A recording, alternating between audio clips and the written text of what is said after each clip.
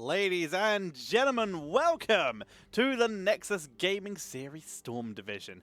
I'm your caster Tetcher, and welcome to Week 6. Feels amazing, man. Although, it does give me some bad news. Thank you for following a name I cannot read or pronounce because I am an uncultured Brit. But I have some news that I wish to share with you all, and that is that we're not yet at my goal of $2,000 for the match of Reno for Storm Division. We are at $1,394, meaning that we are $626 away from hitting $2,000 prize pool for Storm Division, and I will be reading out every message that is left with a donation live on the chat, as long as it is safe for stream. It's the best way I can say that. But those are available. Make sure we can get there. Right now, I think just before we started, and I'm sure that number's jumped up now that we've actually started, because my face is on the screen. But what if everyone here was to donate, hang on, 600 divided by 20, 60, that's $30 per person, which is obviously a bit unreasonable to ask for people, but it's incredibly doable. I'm not going to say you can do that, but every little bit that you can donate is going to be incredibly helpful to hit that $2,000 prize pool. I know we can do it, but for now, as we give a big thank you to Softbird for the sub, once again, when you subscribe or donate bits during Storm Division, that goes straight to the caster. It's a lot of numbers that just went over your head. TLDR, Bob. If you hit !match of Reno in chat, you'll be taken to the Match of Reno page, if you click the link, that is a crowdfunded donation link for the prize pool of Storm Division. We are currently at 1,394, and I have told the person behind Storm Division, Wedge, that he is a fool for thinking that we can't hit 2,000 before the end of the season. I've told him that he's a damn fool, and I wish to be proved right, because I like being proved right. So if you have a little bit of money to spare, it would be incredibly appreciated if you head over to the Match of Reno and donate to that prize pool. And I will read out your message if you do. Let's head into the draft, ladies and gentlemen. Wait, let's head to the maps first, because they are ready today. So, we are jumping in with Team Alexander, the team currently in first position, as they have yet to lose a single series. They have lost maps, but not a series. And they are up against Team Chili Mountain, who are currently sitting in third with a single map advantage over Team Exodia, who has the same win-loss as them in terms of series, but have lost one more map than them. Let's see if this matchup versus Team Alexander makes a difference. Who banned out Dragonshire and Infernal Shrine, whereas Chili Mountain banned out Cursed Hollow and Alterac Pass. These are our maps. Excuse me. And let's jump in to have a look at the draft, which, as we've been saying, has already started. Feels good. So, once again, Anna has been removed here at the start of this draft. That was the second ban. Diva was also banned. Someone who has been pretty popular recently, despite the recent nerfs, is still going to be removed. She's still very scary. Another hero, though, who during my last Storm Division game got very popular and got picked quite a lot, was Gazlo. Have these teams had enough time to begin working around that, or is it still going to be very high on the priority list? Let's find out as we wait for Chili Mountain's first pick, as Garrosh was removed. They're going to first pick Kroby. Still very popular, still very strong. Nothing too surprising there. She's a very highly sought after hero, so seeing her picked up, it's just sensible. It just keeps them in line with everything else that's been going on, so I like it. Team Alexander now, though.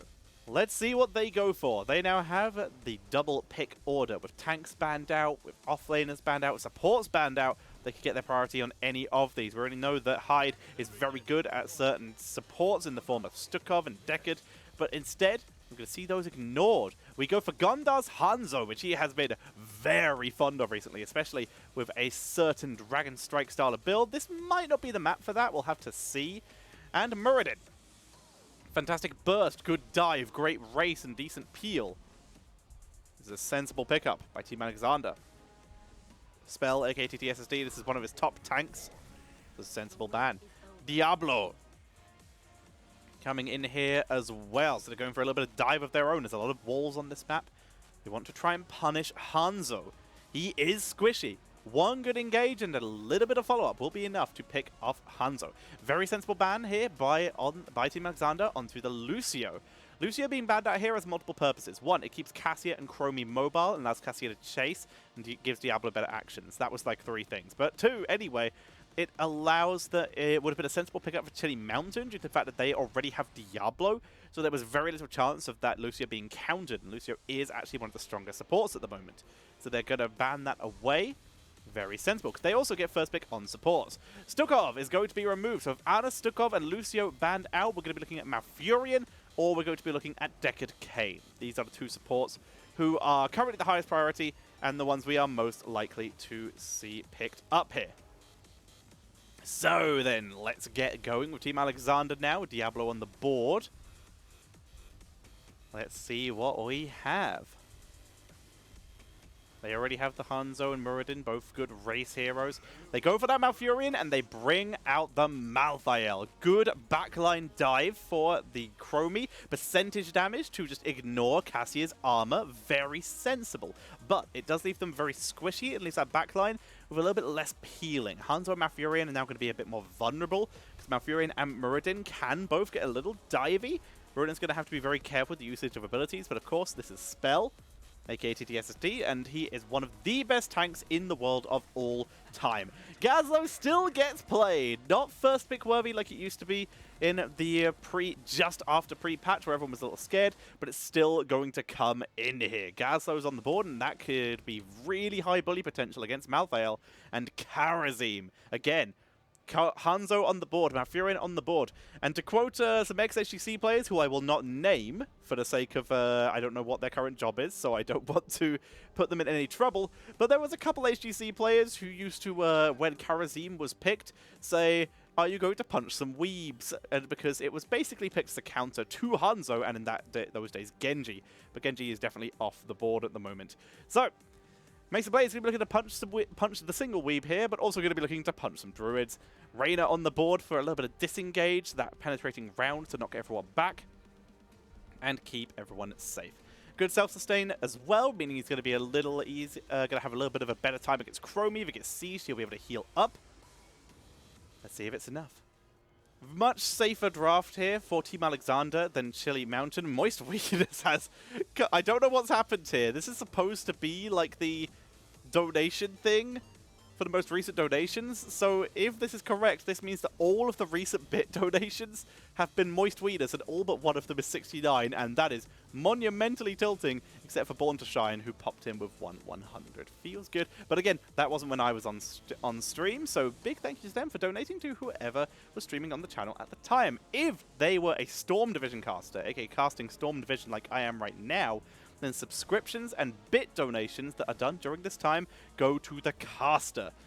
I like food. I like living. I like being able to survive in the Heroes of the Storm scene after HGC's death, and you can help that. Oh no! Who's messed with my settings? Who inverted my mouse? Who's done this? Hang on, I'm fixing this. Invert drag scroll.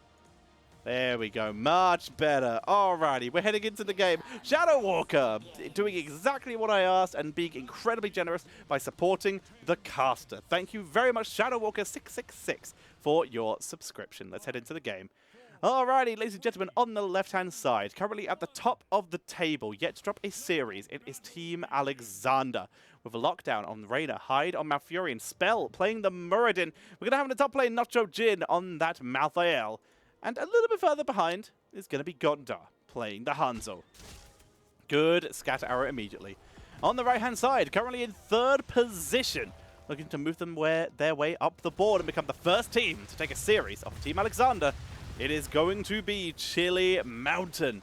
And playing for them, it is going to be Tremor, charging spell on that Diablo, not able to get the kill. Infrared, looking for some follow-up damage on that Cassia. Roger is pounding sand on that Chromie. Mesa Blaze is going to be playing Kharazim, who goes for the punch on lockdown. And in the top lane, currently losing the push just a little bit, but winning the trade, it is Xenorus, who doesn't take a single point of tower damage, thanks to great lane freezing and turret value. Going to be playing that Gazlo. Let's go. Get this underway, ladies and gentlemen, as the game gets going. Sand yeeted out by Roger, continuing to pile on the harassment as we have a look at some of the level 1 and, for Chromie, level 2 talents. We're going to be seeing a Feast on Fear. No Fire Stomp build coming in for Diablo, for that for Tremor on that Diablo. We're going to be seeing Malfurion with Rejuvenation here. Okay. Tremor diving deep for Hyde, and they get it. That squishy Malfurion getting charged and punished super early. Infrared looks for a trade, but Lockdown heals up so hard. Big charge! Tremor is on fire out of the bat here and picks up 2 kills for his team. The camp was abandoned, but they are able to grab themselves some early advantages. Gazzo starting off with the new big talent here, the Big Game Hunter. It gives you so many turrets during the team fights and during mercenary camp taking. It secures objectives and helps you with race because it gives you extra scrap cooldown every time you auto heroes, mercenaries, or monsters. And monsters include the Immortals. And as such, Gazzo is going to be able to just spam out those turrets very well. Kazuya going for the build that appears on this map sometimes. It's going to be Thunderstroke, going for a little bit of poke of their own. Raider died? Oh no! No! Jinxie gifting the sub to Aaron. Yes, thank you very much. They're invading, because why the hell wouldn't you? They're looking for Hyde, looking for a second kill here. Stun comes out from Spell. Mason Blaze on the wave. Roger coming in for the turnaround play. Dives onto Hyde, who tries to stay, but he is sniped by the Thunder Fury. Coming in from Infrared. They steal the camp. They back away. And that's gonna be 4 kills to 0. A full level lead almost coming in for Chili Mountain at the first couple minutes. Ooh, okay, we are going. Let's get this rolling. We got the rocket socket. Getting that little bit of extra shield for Gazlo, letting him clear camps, letting him duel heroes. It is Deece. Wow, Hanzo has died. There is a fight. There's still no kills on the board for Team Alexander as Hanzo was killed off. Nacho Jin diving quite deep into the backline. They're a little bit outnumbered, but Roger's going to come in and even that up to a 4v4. Nacho sniped by Mason Blaze, who goes for the dive. Iron Fist value, sniping kill after kill at this early stage of the game. We see the defensive position taken up by Chili Mountain. Team Alexander, they try to race, but they just lose Spell. Spell is shut down here. The defense is good here. The burst is so good. Lockdown's going to try and get some kind of race. Gondor looking for his angle, but he's scared of Tremor. Tremor is low on mana, though. Right to the Immortal stun. Mason Blaze comes in, looking for the kill. Gondor makes it over the wall, but the Immortal is secured by Xenorus and Roger. Gazzo spamming those turrets to get those kills. They're still looking for a fight, though. Lockdown's here for the brawl. Takes a lot of damage, turns into Mason Blaze. Not enough for a kill. He will be punished. The heal from Hyde is good, but there's nowhere near enough burst healing to protect against Tremor, to protect against Mason Blaze. They grab Malthael as well, and that is 9 kills to 0. Chili Mountain are smashing Team Alexander in this early game. They're still fighting. Spell gets caught by the time trap. Tremor has no mana. The sand lands, but it's not enough for a kill. And finally, we will see Chili Mountain be forced to back off. In the meantime, the Immortal just gets the fort for free because no one defended it. Nice. Gazzo bringing out the overload here. Getting the double laser. He'll be going for the turrets, drop lasers later on for maximum burst damage. There's another talent here that gives you scrap for each laser and bomb hit. It's a good talent, but in this case, he's not looking to duel. He's looking to burst, and that is the idea here. Surge of Light coming in for Cassia. Great burst damage, adding to everything they already have going. The 2-level lead almost. They're looking for Nacho Jin, who will back away. Who will survive. We see the throwing shade coming in here for the Malthael, and there is the Massacre. We'll be likely be going for Mortality later on as well. They'll be going for a big backline dive talent. Muradin with Sledgehammer and Perfect Storm. They're going for a late game style, but they gotta not lose the early game. Strangling Vines does nothing to save the Hanzo. A Spell will back away. Top lane. Gonna be getting a little bit of counter push. This Lockdown is gonna be moved onto the solo lane and begin to push hard, trying to get any value he can. He's gone for Exterminator. This will help. This will allow him to get something else done. Counter cam taken in the bot lane. They begin to race. Turret gonna be expiring down there. In the meantime, full minion wave and siege camp gonna be defended by Spell and Gondar. They are very outnumbered as the top push to try and get some counter pressure comes in, but no forts are available. This is going bad. This is going bad for Team Alexander. Chile Mounted looking for yet another kill, just missing the Death Laser onto Lockdown. They're forced to back away. Bot fort was, of course, taken. The siege camp, too much to deal with. Full auto attack build with Diabolical Momentum coming in from Chile Mountain. Tremor ready to get them. Level 10, hit by Chile Mountain. A solid level and a half in advance. Divine Palm still playing a little bit safe. They don't want to feed this. Sowing Sands, Gravo Bomb, Apocalypse, the Wombo here, and Ball Lightning. Here for the extra kill potential there. Extra little bit of damage. And of course, Infinite Lighting memes. Camp going to be taken by Team Alexander.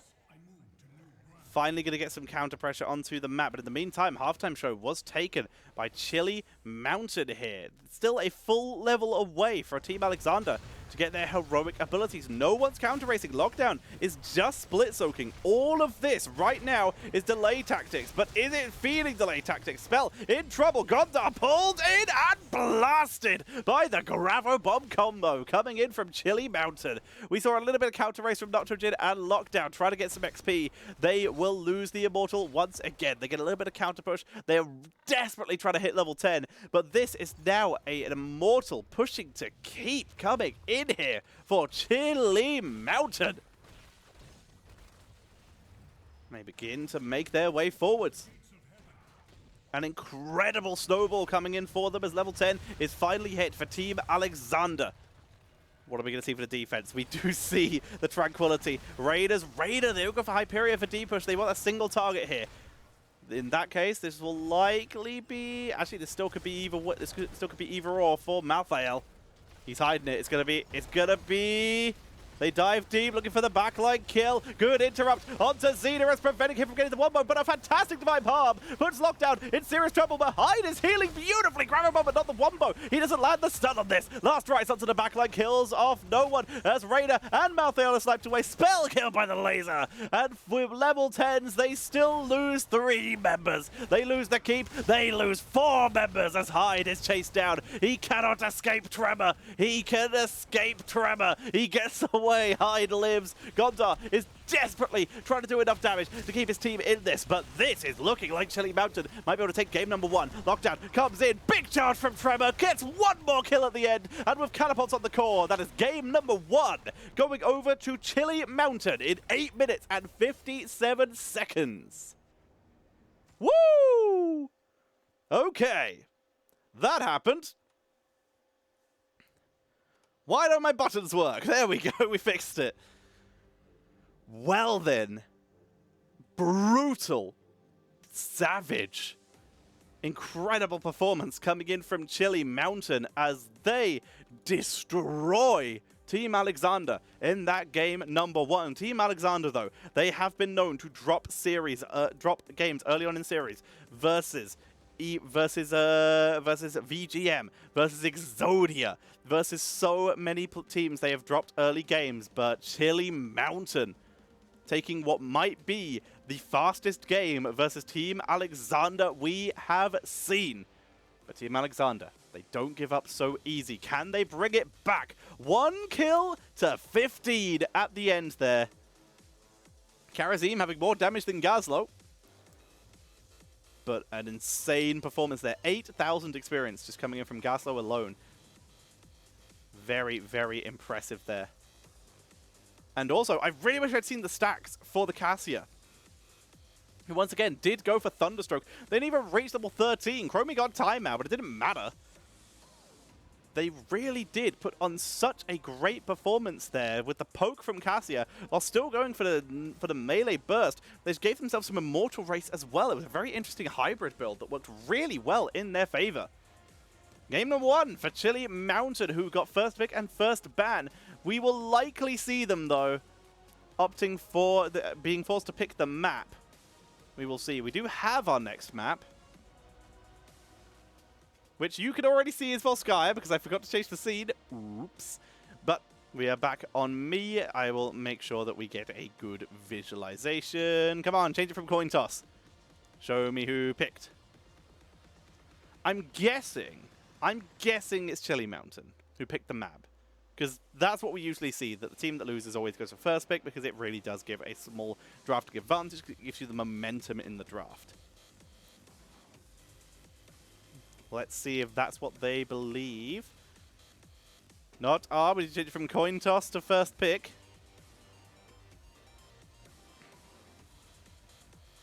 Come on. There we go. Alrighty, I was right. It is the map pick by Chili Mountain, as I will demonstrate to you now. Chili Mountain letting Team Alexander pick map number 1 because they wanted first pick, but now Team Alexander losing that first game. They have opted to let Chili Mountain pick the map, and they're bringing us to Volskaya Foundry. Wow. Alrighty. So, both the teams have readied up. I will give them a caster R. And with that, we will likely be able to head into the draft. While we're waiting for that to set up, though, here is the current standings on the table. As you can see, Team Alexander, 5 points at the top of the table. They are 15 and 6. They have played 5 matches and won 5 matches. Chili Mountain, though, as you can see, they have 3 points. They are 3 and 2, tied with Exodia and tied with VGM Gaming here. It's very close between the two of them. But there is still a chance for them to bring it back. If Chili Mountain win this, they will jump up the table quite a bit, and they might be able to put themselves in a position where they will get some solid... they might get a little bit of a solid lead over VGM, who are nipping at their heels. Let's see if they can do it as we head into the draft, ladies and gentlemen, with Team Alexander banning out Garrosh as the first ban. Let's get this going. If you're enjoying the show, ladies and gentlemen, as Diva is removed, please be sure to support the players by donating to that Matcherino prize pool. Exclamation mark Matcherino in chat as Anna is removed. We are less than $600. We are just over $600 away from our $2,000 goal. There is no reason for that goal other than the fact that I believe that Twitch chat can do it, because I've seen Twitch chat do amazing things, and the Heroes community always steps up. So if the Heroes community can get us to that $2,000 prize pool, I will be immensely happy. And of course, any donations you make, I will be sure to read out your messages as long as they are safe for stream during my Storm Division casts. Let's go. Also, thank you for the follow, Gaz. Chromie is removed. She's scary. Don't blame you. Good removal here. You can also support me, your caster Tetcher, by donating or subbing with bits or Twitch subscriptions during my Storm Division casts. This also works for any other Storm Division caster, so if you're a Jixia or a Crushinator fan, or any of the other wonderful Storm Division casters, then maybe consider dropping a sub or a donation during their cast. Support them, because they put in a lot of hard work to make Storm Division happen. And when you sub or donate while they are casting, that money goes to them. And it lets us keep doing this wonderful thing for this wonderful game. Because I don't think I need to tell you this, but casting is harder than it looks. And it's also very mentally stressful. You have to think at 1,000 miles an hour for about 3 hours. For about 3 hours, and most of us cast for much longer than that. And you don't really get a break. It is very hard to do.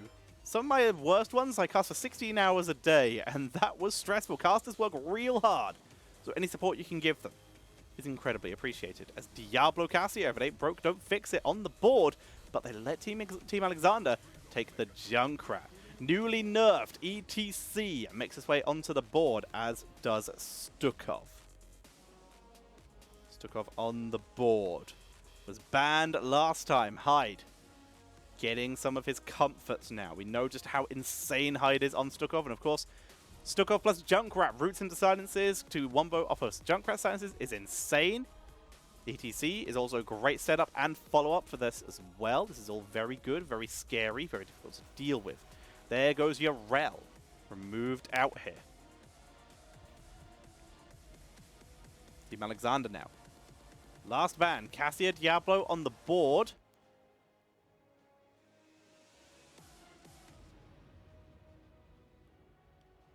How many of you'll donate? If you'll donate, if I squeeze a rubber chicken, I can buy a rubber chicken, but only with your donations. And you'll have to tune into my own stream for that. Lucio is banned. Again, we know how scary that can be. It's a sensible ban. Remove it when Diablo's on the enemy team. Prevents them from getting that value. And Lucio definitely jumping up since the Deckard Cain is... words are hard. Since the Deckard Cain nerfs. So it is a sensible ban out here. John Mill! Thank you for the 69 bits, John Mill. Malthael Uther, what? Malthael and Uther on the board. Is that a main support Uther? That is the interesting question. I believe it probably will be. Main support Uther with potential for double cleanse to protect against that ETC Stukov Junkrat CC. This will also give them the opportunity for the dreaded Divine Shield Consume Souls. Cool to see. Wait, no, Consume Souls is the Malthael. What's Malthael? The Consume Souls is Mephisto. What's Malthael's called? Tormented Souls. There we go. Leoric and Zul'jin comes in for Team Alexander. They're scared of the amount of dive, so they get someone who can just stay at range. And if the dive happens, they've got the turnaround with Junkrat ETC Stukov Leoric. Zul'jin to bully out that very short range composition. Cassia, very short range when it comes to autos until she gets Gloves of Alacrity. Malthael has to land a shot on someone. Okay, I was wrong. It is not a main support Uther. I mean, it weirdly enough still could be. It could be main support Uther offlane Lily, but I doubt it. But yeah, double support coming in here with Lily here to bully the Zul'jin. There's some logic here. This is cool. So it's double blinds for Cassia. Lily can actually be one of the highest damage supports. There is some logic here. This is interesting. So they're going they're literally just going double support because they do have an offlane in the form of Malthael. This is strange. Chili Mountain with a game in hand. They use it to take a small advantage and they're busting out the Lily. Again, it can be very high damage. Uther, very high CC. All of them add healing. There's logic here for everything. Let's see if it works. Ladies and gentlemen, we are heading into game number 2. Currently 0-1 down, looking to bring themselves back into this series. It is Team Alexander. Hyde on the board, on the Stukov. Gondar going to be playing the Zul'jin. Lockdown going to be playing Junkrat. Spell going to be playing ETC. And Nacho Jin, he's on the Leoric. Whereas, on the right-hand side, 1-0 up in this series, it is going to be Chili Mountain. Xenorus going to be playing the Malthael. Mason Blaze on the Lily. Roger going to be playing that Cassia Infrared on Uther. And Tremor is going to be busting out the Diablo. Let's get this going. So, starting off, Lily, Wind Serpent. More blinds to start off here. Cloud Serpent also casts a blind, one of my personal favorite talents. It is very strong for dueling. Very powerful for those 1v1 fights. Zul'jin going for the axe build. Bone Slicer to improve that Grievous throw. Tremor looking for an angle. Ossian Renewal coming in for the Leoric as they take up their duel in the bot lane. Percentage damage fight. Xenorus does win this eventually, especially once Die Alone comes in. Spell starting off with Progrock here, giving themselves a little bit of extra sustain. Looks like Tremor dived onto a lockdown, but wasn't able to achieve the kill. Now he's taking a lot of damage, will survive, but did eat quite the few hits there. He has gone for the Feast on Fear. Another Thunderstroke build coming in for Cassia. Worked well last time. Let's see if it keeps going well for Chili Mountain. And oh no, Uther, holding the level 1 talent, is finally going to pick up Hammer of the Lightbringer. Lost a lot of stacks there. Well, lost a lot of potential stacks, but it is finally here. Camp is going to be taken by Team Alexander. A little bit of more aggressive rotation, but Chili Mountain, they do get their turret for it.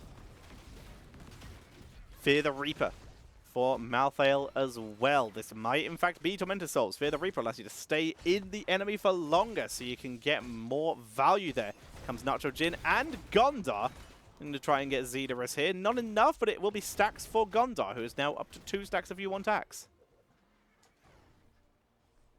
A little bit of extra value you have it there. Progrock up to 6 stacks now. We see the Biotic Armor also coming in for the Stukov. Protection against the Cassia. Level 4 talents. This is where we'll see some interesting stuff coming in here. It is Surging Winds for Lili, meaning it's likely we're seeing a Water Dragon build. Big hype. Holy Shock for Uther so he can win 1v1s and duels. Freezing the lane, actually. He knows he doesn't clear fast, so he's just trying to lose XP for the enemies. This is a smart play. Needs to be careful of that concussion mine, though. He's going to be zoned out of his own lane for quite a bit here. Paralyzing Rage coming in here for the Leoric, giving himself even more slow. Not going to be needing to double soak as much. He can still double soak. He doesn't actually need Neil Peasants. Tremor. Spell needs to be careful because he could absolutely be flipped into towers there. Concussion Mine zones out the mercenary camp. Roger in serious trouble as Hyde is the one running him down. One more. Waited past Julie. Drops the turret for the kill. I love it. He is now very isolated, though. Hyde going to be focused down, but here comes Spell for the zone. Misses the power slide, but Xena is still going to be focused down. Lockdown is low. Big charge onto Gondar, who self-cleanses, turns it around, but Junkrat is the first to fall. As the turnaround comes in, Spell is in trouble. Hyde comes in to try and save the day, but he cannot do so. He turns around, looking for the maybe counter kill. With his reactive ballista pause, only one to survive this is Spell and Nacho Jin. Nacho Jin not even showing up for the fight. Nacho Jin in serious trouble. Wraithwalk will back away though. Xenorus doing big damage. We already talked about that die alone. It's so much extra damage here. Hand of protection, and we get the Let's Go as well. We get double cleanse coming in for the members of Chili Mountain. Against DTC, very sensible. Malthael holding for now. Ooh, Arcanite Axes coming in for Zul Jin. Goodbye, Leoric here. Tremor being an absolute terror on this Diablo. There's going to be the touch of death coming in for Malthael. He really is going to be going for those backline dives, preventing sustain, preventing saves.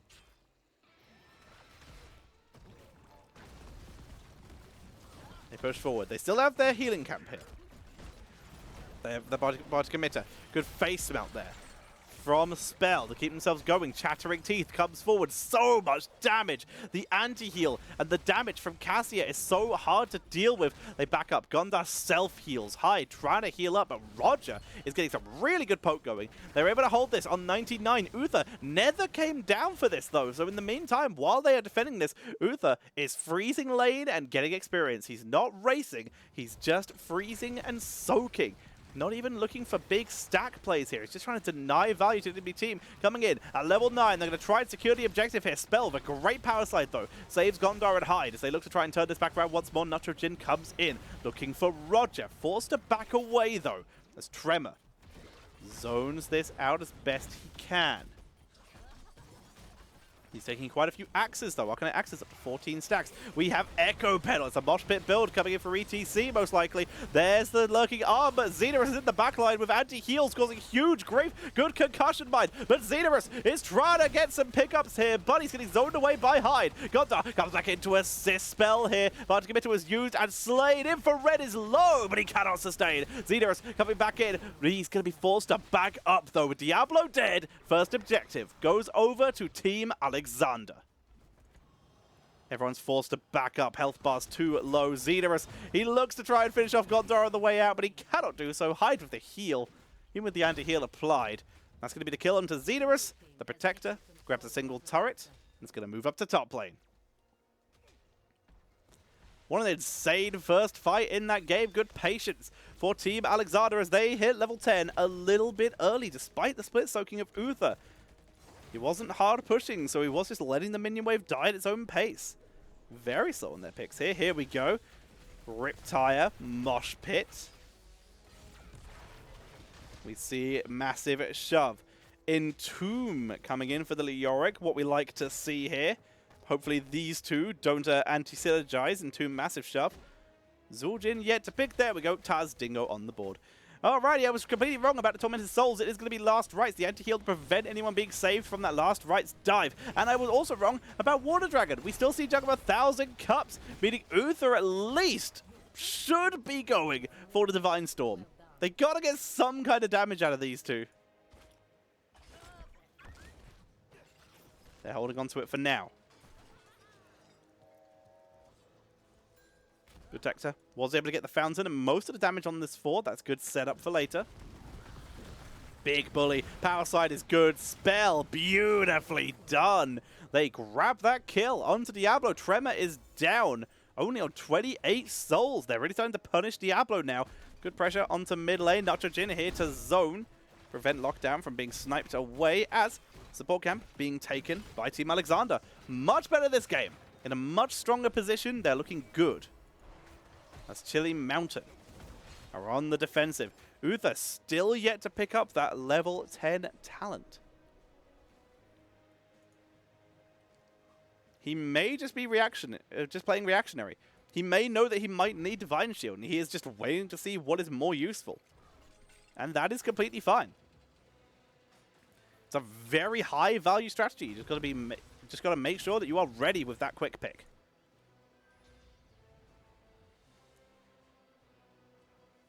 Xenorus cleaning out the lanes. There's the D shield picked up. Uther finally getting it infrared. Roger and Mason Blaze grabbed themselves a siege camp. It was already taken by Team Alexander. Bit of a push onto bot lane. Infrared just trades out a little bit. We have the ominous Wraith on core combined with loud speakers. Virulent reaction. Eye of Zul'jin. Gotta trap 'em all with Sticky Wicket and Chattering Teeth, baby. Mid 4 is slain. First 4 of the game. Top 4 not looking too healthy. Xenorus is cleaning that.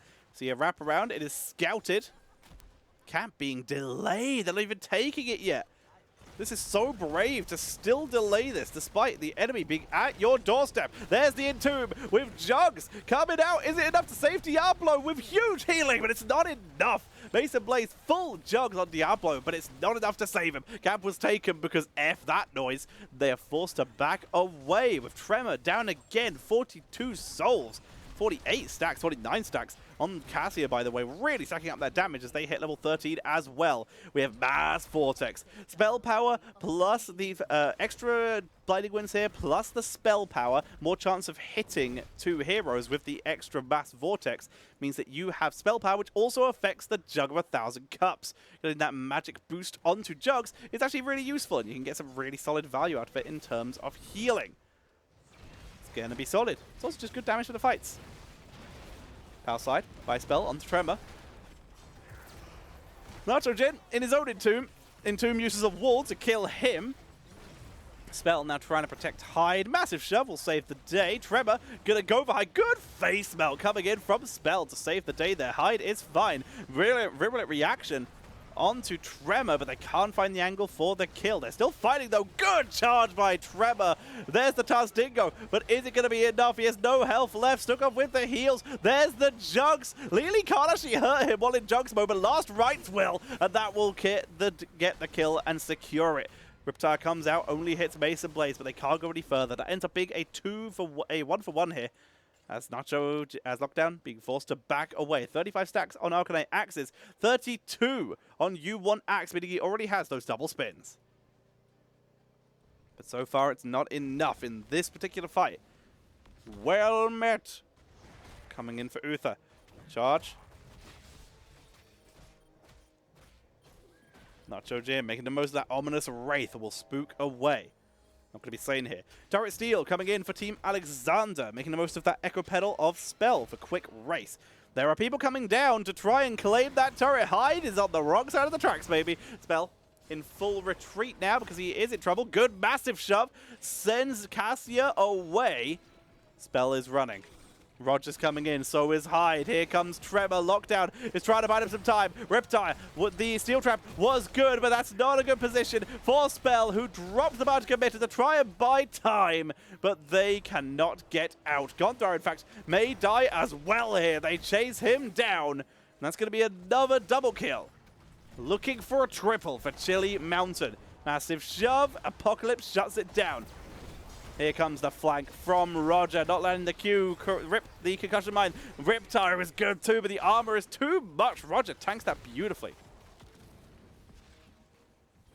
And they are able to get another 2 kills on the board. They're challenging the objective. Now they just have to clear the lanes. Xenorus baiting the steel trap.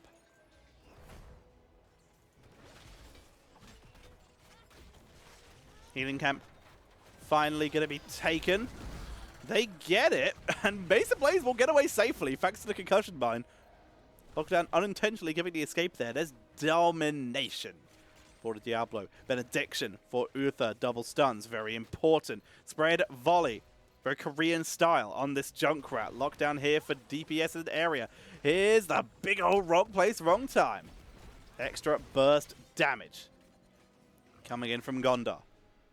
It's pretty decent here. They're not going for extra slows. It's all about the damage here. Really want that burst coming in. Current kill count, 5 to 8 in favor of Chili Mountain. But XP-wise, the soak is very in favor of Team Alexander. Nacho Jin, he tries to buy time, stays alive, pulls back. Will be sniped away though. Nowhere to really go. Power slide. Divine Shield quickly used onto Trevor as they turn onto Gondar, who will have to Tastingo here if he wants to stay alive. No, he won't. Good massive shove. Keeps him going. He's going to be able to fight for a lot longer here. Trevor goes in last rights. Will snipe away ETC, who's really struggling to get a good mosh pit this game. Gondar, focus down. Has to Tastingo this time. Needs healing and will sustain, but that's still going to be a double kill for Chili Mountain. And we still can't find kills. Chili Mountain still in control. Lily brings out the 2 for 1. Extra double heals. Domination for Tremor, really trying to isolate members of the enemy team here. Showstopper. Oh, the charge, Gondar. Backs away. Nacho Jin, drain hope on the Protector. Giving him some sustain. Gondar gaining stacks, gaining damage. Really trying to chase him down and get value here. Nacho Jin is chasing very deep here. He tanks quite a while, but those autos, they're giving Tremor back all his CC, who he uses immediately onto Gondar, who's in trouble. The Entomb is there. Gondar escapes back through it. He's going to drop his Armani Rage here to try and take down Tremor. Massive shove sent Mesa Blaze far away from this fight, and they're looking to try and turn this. Looking to try and pick up kills, but there's the Rocket Punch to send away Gondar. Xenorus comes in and makes it a 5v5, and that will shut down the chase. Although Spell still looking for it. Moshpit only 11 seconds away, and he has Encore. But he cannot do it. Can't chase any further.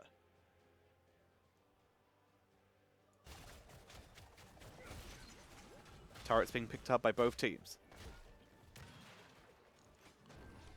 A lot of extra pressure to be applied here. They're still looking kind of to brawl here. Alexander should very much be waiting. Good massive shove. Hides in trouble, charge, big stun, he is deleted here. Tremor finds his way through Spell and Nacho Jin to find his target. And Chili Mountain, they find the kills they need. Team Alexander are going to be looking to avoid fights because they are close to the 20. They were looking to soak it. But now, not only do they lose Hyde, they now have Lockdown and potentially about to fall as well, which is all their split soak. Last right snipes Lockdown. Losing the 1v1. This is a 4v3 down here. They might hit 20, but Chili Mountain just picked up 2 kills and crept themselves closer to that delicious Storm tier talent. Good power slide. The swords are good damage as the Entomb. They take advantage of the small moment they have, but the mosh pit is interrupted again by the Divine Shield Diablo. A spell can't find a way out. He is body blocked. Big damage coming out from Gondar, but it's not enough. Nacho Jin buys time. Spell, face spell, but Nacho Jin will fall. He drops his turret before he dies. But that's another kill for Chili Mountain as they hit level 20. What jug of 1 million cups, Hellgate. And what else do we see? For Cassia, I'm going to assume it will be the Infinite Lightning because it wombos so well. We see no one can stop death for the Malthael. Uther, what do we see? There's a big charge. Level 20. Now on the ball for Team Alexander. They're going to try and take the moment. Massive shove is used. We have the Armani Resilience. Gondar is body blocked by Spell. Has to be careful here. Buried alive. Top off. And the boom pow coming in for the extra oomph. Coming in from Junkrat. That is a big focus onto Gondar, who will get the Tastingo off. He's healing as best he can. Trying to sustain. Moshpit will finally land with the Tour Bus. He finally gets a good angle. Riptide comes in from mid lane to try and get some damage. And Roger is dropped so low. They chase him down, but he sustains through using his medallion. Here comes the flanking Lockdown, but they are still outnumbered. Lockdown Lockdown is down, and they are forced to retreat. Nacho Jin doing everything he can with Ominous Wraith. Spell is chased down. Last Rise is available, but good massive shove by Hyde to save the day. Down goes Nacho Jin, but Chili Mountain sees yet another fight. 5 kills to 16 now in favor of Chili Mountain as they secure a lead and push their way into the bot lane, trying to snipe a keep, trying to soak out even further here. Xenorus is split soaking still. When you're ahead, get further ahead. His team just pushing this in, setting it up for the Protector that they are more than likely to get. We did see the Infinite Lightning. Ooh, the Divine Protection! Increasing that Devotion armor by by up to 50. And the duration increased by half a second. That is a big deal. That's so much damage they're protected from now. Xenorus clearing out lanes. Here comes Team Alexander looking for the gank. But look who's here to protect them. Tremor here to maybe save the day. Nope, bye friend. Let him go. Medallion dodged. What a god! They still get the Entomb though. That'll get him. He tried. That was absolutely insane. But Nacho Jin burns the one-man Entomb. They got to get to bot lane now though. Malthael has returned. Guess what? Level 20. They've got to do something. Yeah, they're just going to have to protect against this. I don't think they get to bot in time. 82%, they get the Bardic Emitter, but that is now going to be a Protector pushing into their keeps. They're going to have to just defend this as best they can, because Chili Mountain get another Protector. Bot lane already pushed up, no front wall. This keep is likely going down, and Team Alexander, they believe they can sacrifice that, and they're okay with that. They're healed up. They've bought more time for Entomb to come back. 9 seconds till it's up now. They will have all their heroics, and this is what they're going to try and use here.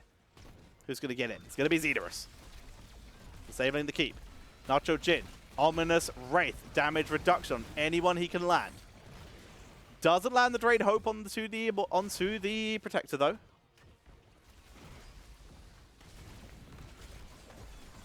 Push onto Spell. Nacho Jin, this time got a Drain Hope. It's doing good damage. Protector's being melted. The keep is still alive. They are scared of Team Alexander for good reason. Good damage coming out from the laser. Gatling gun comes out. Focus onto the keep. Keep is sniped. Big dive onto Gondor, who medallions himself out of the follow-up from Diablo. Nacho Jin's in the backline, causing mischief, but he will be sniped. If anyone's going to die, it kind of has to be Leoric.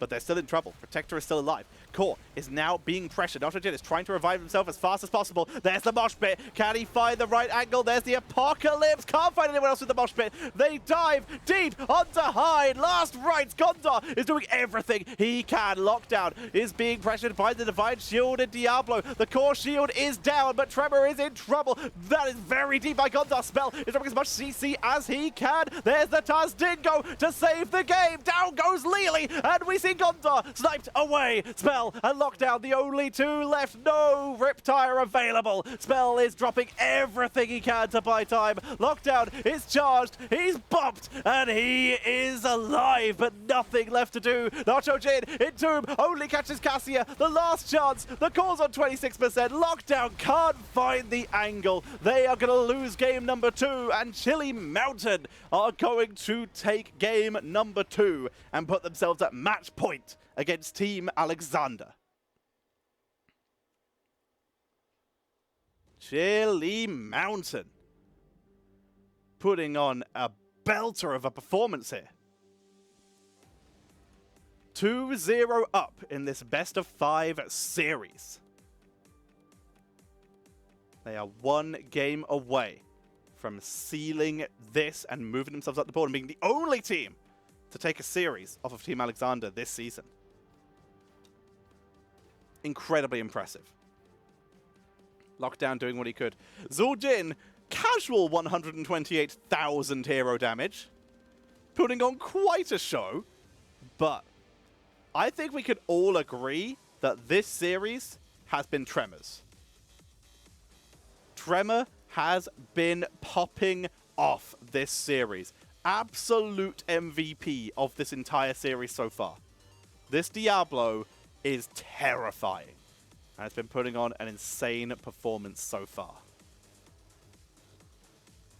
The end there, you can see the soak. Junkrat 18,000, but Xenorus never letting Team Alexander get a foothold. Never finding the angle. 18,000 experience on lockdown. Highest XP on his team, with Nacho Jim, the Split Soaker, being in second. But Malthael never letting it happen. 26,000 experience. An entire Lili's worth of experience, more than Junkrat almost. Damn, Lili won. Insane. Double support. It is good. Here are the talents. For those who want them, I'm sure you're curious about the Lili build at minimum. Went for Wind Serpent, went for Surging Winds, and you went for Mass Vortex. Now, these two don't actually wombo too well together. It's just if it hits 2 heroes, the cooldown is reduced by 2 seconds, and Lili gains 10% spell power. Now, having the Mass Vortex increases your chance of hitting 2 heroes, and also it does actually wombo quite well with Surging Winds because it does get boosted and gets solid damage output. The spell power as well, it works with the healing. It really does boost Jug of 1,000 Cups and 2 for 1 here. And the Jug for 1,000,000 Cups was great healing as it were. Diablo once again, full auto-attack build with Cruelty, but he did go for Domination instead of the overpowered talent. And big shout out to Divine Protection. Late game healing. Coming in from Uther, that massive armor boost to make sure that Lili's Jugs did go off. Very cool to see. Very impressive. Alrighty, so we're jumping back in. Yes, I mentioned Mage build Zul'jin as well. He didn't go for the slows, but the damage output was freaking crazy. Feels good. Well then, ladies and gentlemen, the lobby is already up, so let me mark the map. Jelly Mountain, 1 game away now from claiming victory in this best of 5, and they are going, having chosen the map, to take us to... Whoa, wrong map. Whoops. I hit the wrong T map. There we go. We are heading to Tomb of the Spider Queen. As are potentially, if Chili Mountain have anything to say about it, last map. Team Alexander opting for first pick again.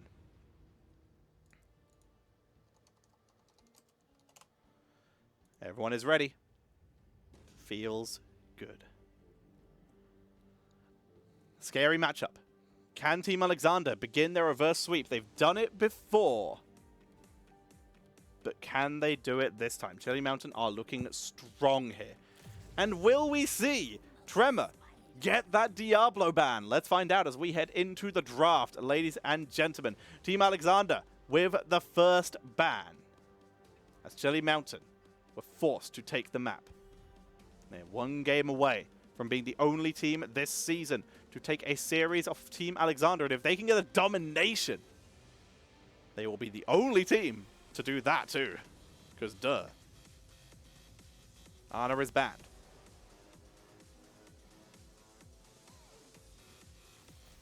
Hello, Lana. How's it going? Once again. Excuse me. They ban out Garrosh again. Okay. That might mean they plan on picking up Diablo themselves. That might be the play here. Excuse me. Once again, everybody. If you're enjoying the show, maybe consider supporting the players by hitting !Matcherino in chat and donating to the prize pool. Checking out the Patreon. Yes, D&D Galaxy, Hanamura is in the pool. Don't ask questions. Basically, there was a vote on the NGS site to swap Sky Temple for something, and the chat went for Hanamura instead of, oh, I don't know, Garden. Fools. We see the Stukov banned away. Still too scary for Chili Mountain. The early game, it was kind of dominant. Once again, you can check out the Nexus Gaming Series Patreon. Hey, I called it! To show support to the people who work behind the scenes, the admins, the moderators. And if you like what I'm doing, this casting, on what could be a 3-game series, you can show your support and your relief for me being able to save my voice more by potentially having a 3-game series, or your condolences for when Team Alexander might start their reverse sweep and I have to get all super boost hype. Feels good. You can help that by donating subscriptions. And you can donate wonderful bits. Yo, but Sky Temple was great, but I agree. I think it was silly that they did that. But I do like Garden. Garden is I think if we had a choice between Hanamura and Garden, I think I would have preferred Garden. Oh, I started an argument in the chat. Yrel going to be coming in for Team Alexander. The boots are off. And we're seeing that Yrel offlane. Garden can go, though. If you're enjoying the show, please consider dropping a subscription or a bit donation in the Nexus Gaming Series chat. When Storm Division games are happening, when you drop bits or donations, those go directly to the caster. So you can support me directly. Which, I do get to cast these amazing games, but I also do have to eat. And thanks to your generosity, I am able to do that on a more consistent basis these days. So thank you all for your generosity, and I would very much appreciate it if it was to keep coming. Malthael gets banned too. The respect is real. Don't blame him. Chromie was also banned away. So much respect coming in from both these teams. Shelly Mountain now, though, with Junkrat and Johanna. Johanna could be solid as a duel into Diablo. Junkrat. Great denial and good rotations on the map. Cassia and Deckard on the board. First Deckard we've seen this series. Potential sleeps for disengages for Chili Mountain here, and good healing for Johanna if they go Ruby. Which they might not. We will see. Plenty of opportunities, plenty of options here. Man, I have started a legit argument. Hey, Pina Colada, if you are in the chat and if you have the power to start polls, could you start a poll on which map is better? Sky Temple, Hanamura, or Garden of Terror? Could you start that poll? I'm curious to see what the chat says. Alrighty, we see Deathwing. We see Anduin as the final pick. The Anduin is a cool idea for a supporter here. I like that. Get people pulled out of sleeps, pulled out of Junkrat stuns, or maybe Light Bomb Yrel or Light Bomb Diablo.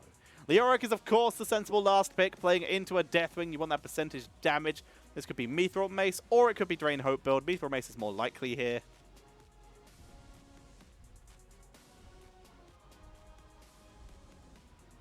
So then, it feels good. I need some Smithiel's Chicken Barbecue. I would love some barbecue. I would really love some barbecue. American barbecue is insane. Alrighty. We are loading into Tomb of the Spider Queen. Yeah, the lockdown Deathwing coming in here. The Leoric's sensible here because the Leoric is the only percentage damage until level 16 on the side of Chili Mountain. No one else gets it except Leoric gets it, of course. The Drain Hope at early levels. Cassia gets the, I don't remember the name of the talent. Titan's Revenge, I think? She gets that on level 16, which is very far away when it comes to percentage damage, which is important. Alrighty, ladies and gentlemen, let's head into what might be the final map of this series, unless this team can bring it back. Wham Bam Bazilan, thank you for the 500 bits. Very generous. Once again, during Storm Division casts, when you donate bits or subscribe, those bits of subscriptions go directly to the caster, which helps me afford to eat today. Let's go! On the left-hand side, looking to begin the reverse sweep. Let's get this going. It's Team Alexander with Lockdown on Deathwing, Nacho Jin on Yrel, Spell on Diablo, Hide on... whoa, words are hard. Hide on Anduin, and Gondar is playing Hanzo. On the right-hand side, looking to close out the series and be the first and currently only team to take a series and a domination versus Team Alexander, it's Chili Mountain. Let's get this going with Xenorus on the Leoric. Mason plays on Deckard Cain. Infrared playing Junkrat. Tremor going to be on Johanna. And Roger is bringing out the Cassia. Titan's Revenge is the 20. What's the 16 then? I'm getting them all mixed up. You're almost certainly right. I couldn't remember the name. I couldn't remember which talent was where. Lockdown, clearing out the lanes. Let's have a look at some of these level 1 talents. We are going with the Dragon Soul. Despite nerfs to Incinerate, we are still going to see the potential of it being used. It's still decent. Nice jump by Gondar, protecting themselves here. Going with the simple geometry. Again, the Koreans very much like a build which is based around scatter arrows to get cooldown reduction on Dragon Strike at level 20. It's a commitment to the late game, but it's very high damage and very high zoning. So, Lockdown. Not so much rotating with the team, but he is still here for very high damage. He is also still going Incinerate at these early levels. Yrel at the bottom of the map, starting off with Dauntless. protecting against those crit autos of Xenorus, who went for the Ossian Renewal. More common level 1. Martial Law! Thank you, Lana. That feels good. Titan's Revenge is the talent that allows them to ignore armor. And Martial Law is the one that lets you do percentage damage. Thank you, team. Thank you, Lana. This is why Lana's the ranged assassin for my team, and I'm the offlane. We're going to be seeing Infrared and Mesa Blaze starting on the Bruiser camp, which is being mirrored on the other side of the map by Team Alexander. There was a small sort of engage attempt coming in from Lockdown and Spell, but Lockdown going to be backing away a little bit slower than his teammate here. Find level 4 is going to be hit for them. He duels Tremor on the way out. Now with that level 4 talent, he will be able to zone them away and win that duel, but level 4 is now available for both teams. Molten Breath for the zoning. Yes, 13 is gloves. Going to be seeing the potion of shielding, not going for the ruby. There's Ignore All Distractions. That basically locks us into this Scatter Arrow Dragon Strike build. So we'll be seeing Dragon Strike at level 20, almost certainly. Hyde gets harassed. Good zoning by Tremor. First time he's been off Diablo this series. He's still playing equally as aggressively. Wave clear, Neil Peasants coming in for Leoric. He's going for that potential double soak while his team pushes later on. Sin's exposed for the Johanna. Lots of extra pressure there. Charge onto Tremor. Nitrogen is there as well. Not enough damage to finish the job yet, though. We finally see a difference on the build of Diablo as well. We're seeing a Devil's Due, which is fantastic on this map, and he went for Souls to the Flame. New and improved. Going for a Fire Stomp-based build. Let's see if he finishes, goes it all the way, or if he's going to differentiate. Gondar takes a lot of damage. Slow, pressure. Looking to make himself as close to a wall as possible, so he had a way out just in case. They clear out the lanes. Currently, 26 gems turned in for Team Alexander, 18 for Chili Mountain. Team Alexander have enough for their full turn-in. Gondar clearing out the minions, using that Ignore All Distractions. He one-shots minions here. Helps out Nitrogen, pressures Xenorus. A little bit of pressure, a little bit of a duel.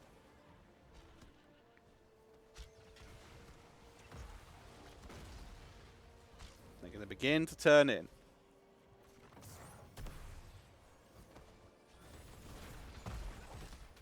Nitrogen holding the line for the moment.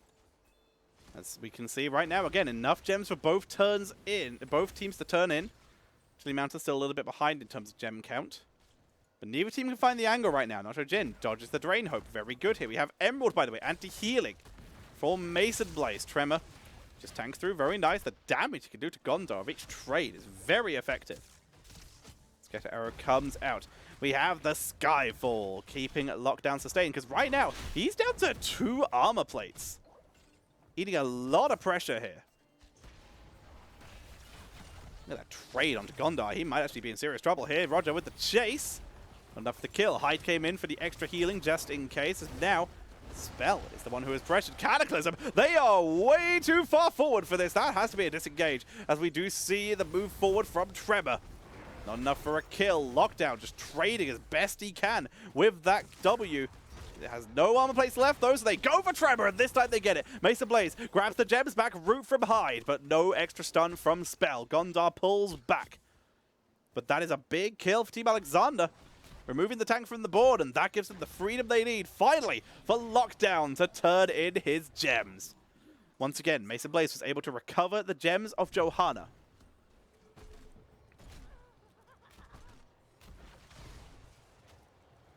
Lane's getting cleared out. Nitrogen comes in. Still dominating that bot lane.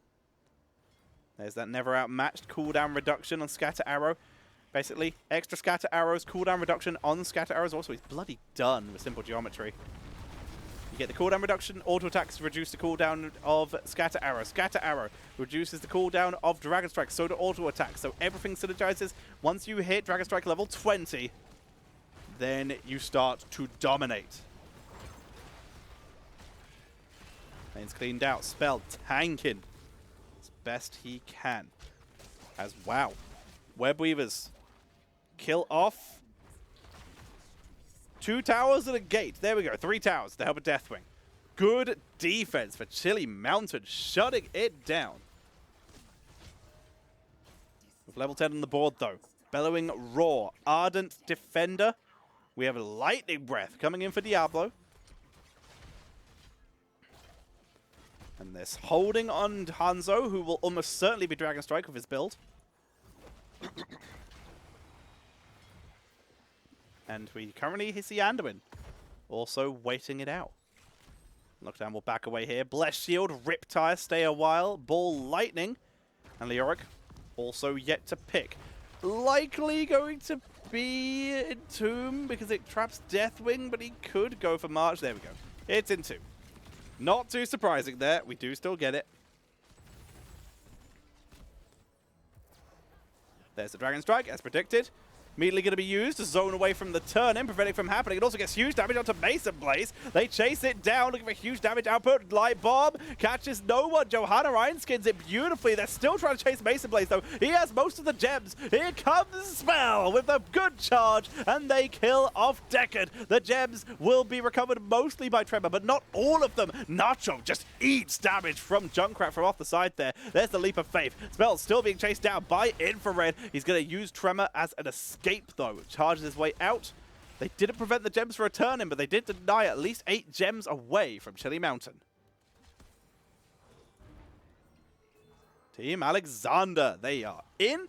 They are looking to try and make their comeback in this series. Not going down without a fight. Turn-ins coming in, enough gems available for Team Alexander to snowball their second turn, and then already with mid lane weakened heavily by their Bruiser Camp push, this time they should get more value. Xenorus says goodbye. Transformation to ranged mode by Lockdown, so we can pressure a little bit more. Wants to be able to poke down the objective without being sniped here.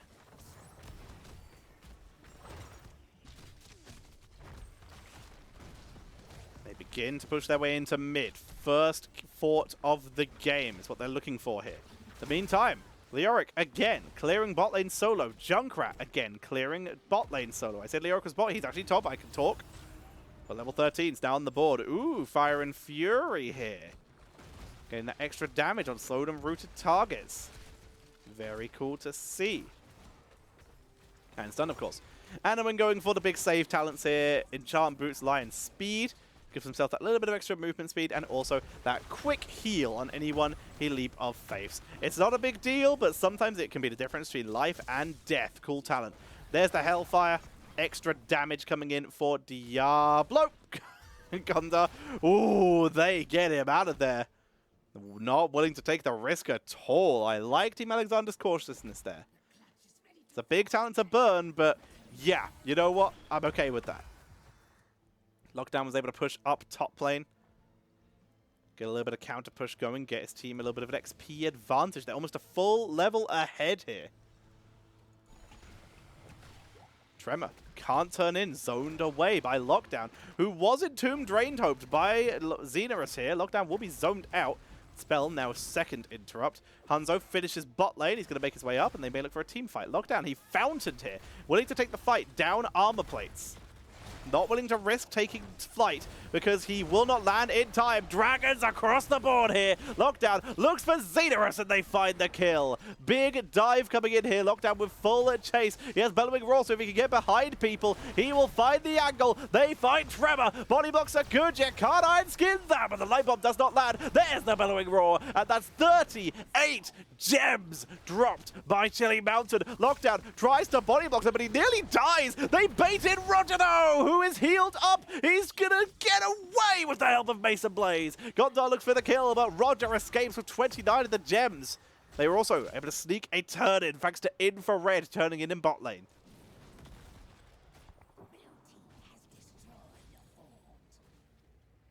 Wow. They're still in this. Chilly Mountain holding themselves together. Getting a little bit of a turnaround there. The escape holding on to enough gems for a second turn. And Entomb, Gondar says, well, thanks for the wall, and we'll leave. Deathwing will re-land full armor plates now. He's in ranged mode for wave clear purposes. Wants to wave clear safely. They're looking for Roger. Molten Breath catches one minion. Cancelled immediately. Bot lane already cleaned up thanks to Siege Giants. It's all about top lane now. The charge Tremor. Damage is good. There's the Riptire onto Nacho Jin and onto Spell. They hold through it. Ardent Defender, Dragon Strike splits the team in two. They try to make the most of it and focus Xenorus, but he will Wraith Walk away. And suddenly Spell finds himself isolated. They're not dealing with this Web Weaver yet. Spell uses Tremor to escape. Sleep is there, but Spell will escape as Cataclysm comes in. They're looking for the turnaround play with Nacho Jin onto the backline. Tremor trying to get out here. Roger is low. He's the one with any gems. They dive him deep. It's him and Infrared. Roger is deep. Lightning Breath tickles his butt cheeks and they get the kill. Lockdown looking for the turnaround play to try and get Xenorus, but he can't get out. Leeching, Spectral Leech gets the kill. They want the revenge on Xenorus though, and they will pick it up. Infrared holds on to 29 gems, but that is a triple kill coming in from Team Alexander. They move down to take out the Bruiser camp to get extra value. This Siege Giant camp, it's the same one from earlier, is still pushing. That's so much pressure onto that bot lane. Two Siege Giants and a Catapult is causing all this grief. Finally, Infrared will shut that down with the Concussion Mine into the base. Deathwing with Elementium plating here, giving himself that sustain. We have the percentage damage of Templar's Verdict.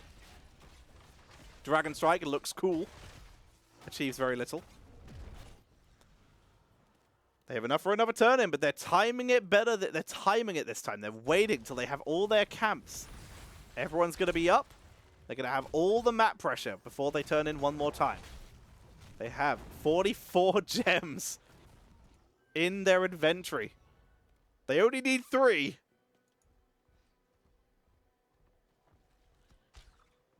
So we see them move in up to the top area, preventing a turn in. Only 2 gems needed for Chili Mountain. But they are holding all their gems. And Team Alexander just got another Web Weaver turn in. With mercenaries on all fronts. Web Weavers are on the way. If they die, they lose their chance at a turn in. They have to protect Infrared at all costs. But Nacho Jin, Light Bomb over the wall with the Concussion Mine to dodge the Light Bomb stun. Infrared sneaks away. They leave. We have Mithril Mace for Leoric. It's the ultimate Deathwing counter build. So Web Weavers push in. Hanzo is not here. He's trying to soak them to level 20, but he's going to come in because they might be able to get a keep here. There's that percentage damage. There's that martial law. We were talking about it earlier. That is a good Dragon Strike angle. That really makes that defense annoying. Makes it all the way to bot lane. Gondor needs to be careful, though. Can't afford to be rooted here. Web Weaver just under half health. Remember, that health ticks down. They don't actually need to hit it for it to die. Just makes it faster. That is an Ardent Defender being burned by Yrel. Good Entomb onto Lockdown. He's forced to burn Bellowing Roar. Yrel, the first to fall in this fight. Lockdown is being eaten alive by Xenorus, but he turns around to instead guarantee the kill onto Diablo, who drops 10 gems. They are forced to back away, but top lane is able to achieve a keep. First keep of the game in favor of Team Alexander. Diablo recovers. He lost so many gems, though. They don't actually have enough for another turn in there. Bot keep. They're going to try and rush it down. They have Cataclysm, so Lockdown may use this just to use Cataclysm just to escape and buy time. He's just going to die. Xenorus will get him here. Oh, snap, son. Never mind. Lockdown gets out on 60 health. Boss is being snuck here by Roger, Mason Blaze, and Tremor. Is Spell going to try and interrupt this? The team is on the way. He may try and buy some time. New and improved Firestorm build. He's trying to delay the boss. His team's on the way, but he has no souls. He lightning breaths. It's the Aesthetic Dragons. The point, though, is undefended. Hyde moves forward, but they don't have anyone to attack. Lockdown, he's going to try it. He's on the point. Bellowing Roar is not available. He uses it. He steals the boss. Unbelievable from Lockdown as they dive into the backline looking for Xenorus, who has nowhere to go. The Dragons come out again. They hit absolutely nothing, but they zone everyone away. Gondor is chasing down Infrared, the only one with gems or health. He is zoned out as Team Alexander move in with the Cataclysm Bellowing Roar play. They steal the boss and march for Chili Mountain's core, bringing this series to a 1-2. Team Alexander. Is this the beginning of the reverse sweep? Or will they will they be wiped out by Chili Mountain in game number 4, ladies and gentlemen, which is where we will be being taken via the power of Team Alexander. Diablo didn't even pick his level 20 because he's dead. GG, Team Alexander taking the game, and they bring this to a series.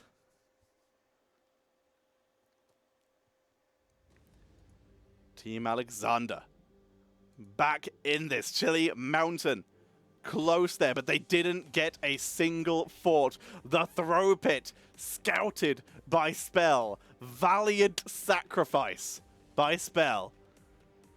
And then all it took was a little delay from Hyde and one very ballsy play coming in from Lockdown. The Cataclysm bellowing roar to set that up and bring Team Alexander into a game number 4. Stats-wise at the end, Lockdown really keeping his team in this game XP-wise. Yarel did a lot as well, but you can see here, Hanzo, Deathwing, and Yarel all took a turn solo soaking at the point during that game. They really kept themselves in that game that way. Hanzo, he did top the damage chart by quite a bit here. 20,000 more than basically anyone else in that game. He did land Dragon Strikes. It does do a lot of damage, and more importantly, it zones. That's where they got really good value out of that. Yes, he missed a couple, but that last one, the one before last, into the boss to follow up on Spell, that was money. That bought them enough time for Deathwing to get in there. That was insane. Big shout out to Xenorus, though, who spent most of his time Dragon Slapping, and it went very, very well for him. Really got some good damage, really bullied Lockdown quite a bit, punishing him for that. Very well played by everyone. Tremor showing he's not just a Diablo 1 trick, played that Johanna really, really well. Zoned out, bullied Gondar so often during that game. Hyde showing why he's just not really bannable, he's just scary no matter what he plays. But ladies and gentlemen, here are the talents for those who want them, because we're heading to a game number 5. Number 4. Realized I was wrong and then I had a mouthful of drink, so I couldn't correct myself. Thank you very much for the shoutouts on the casting. Excuse me. If you are enjoying my casting, maybe consider dropping a subscription or donating bits to the Nexus Gaming Series channel. When you do it while I am casting, you are able to, those bits and donations and subs go directly to me, Tetcher, the caster. So if you want to support the casters who are casting Storm Division, then make sure that you wait for your favorite to be casting, donate and sub during that time. If you're a Jinxie fan, hang on, I'll get up the schedule so I can tell you. Storm Division, because I'm the first this week, so I can shout out everyone else. If you're a Murder fan currently this week, tomorrow he will be casting Regen versus Velocity. That will be tomorrow at 9 PM EDT.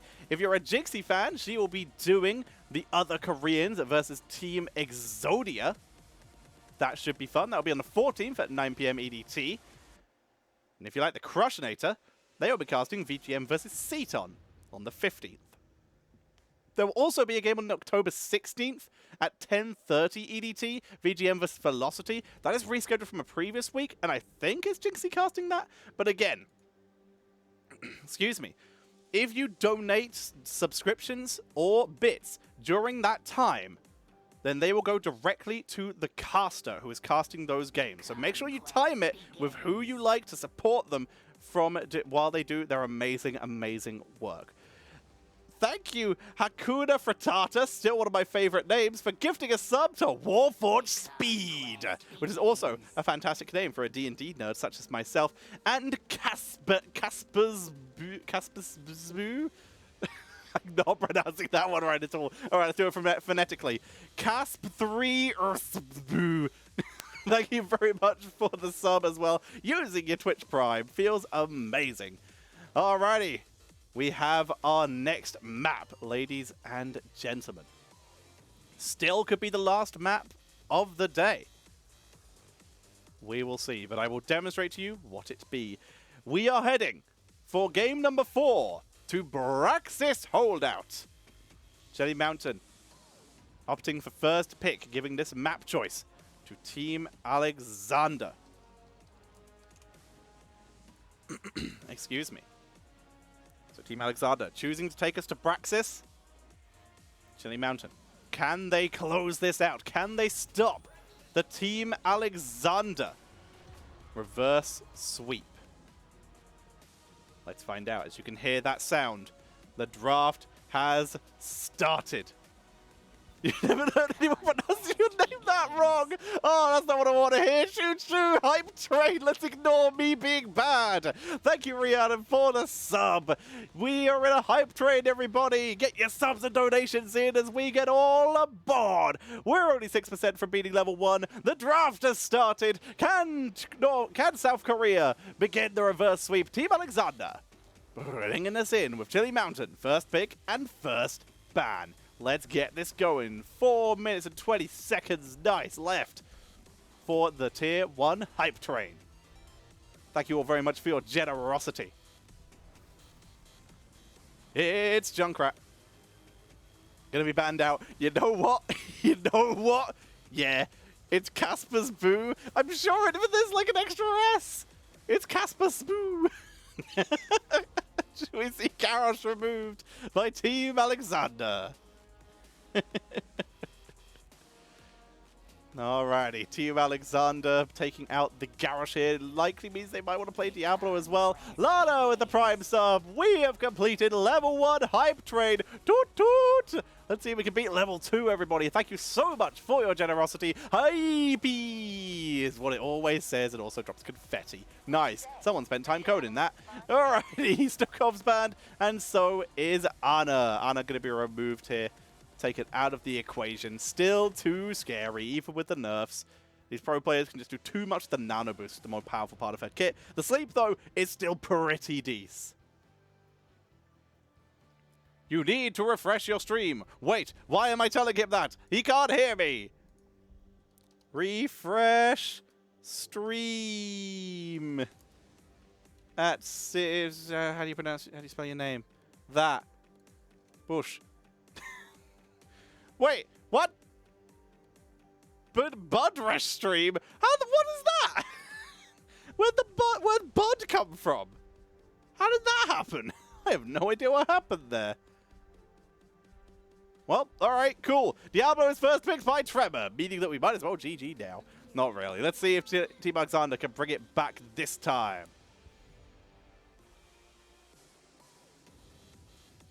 Diablo on the board. This time we see it finally. Lockdown's going to be able to get his hands on that Chromie. Johanna also on the board.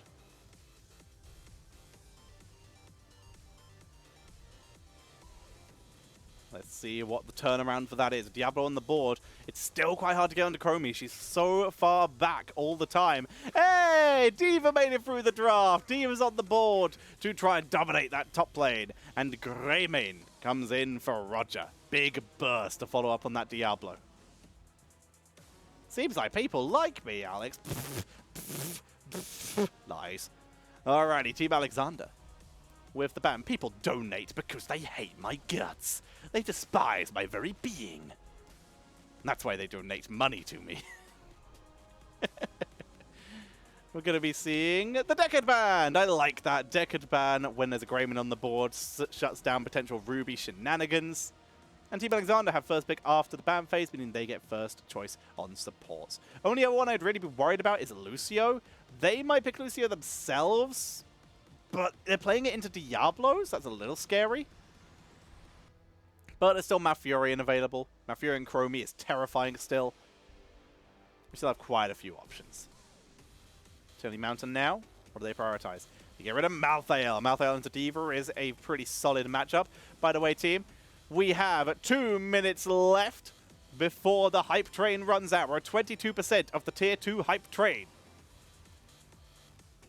We can make it to tier 3, I believe. And once again, exclamation mark Matcherino in chat to donate to the prize pool for the Nexus Gaming Series Storm Division.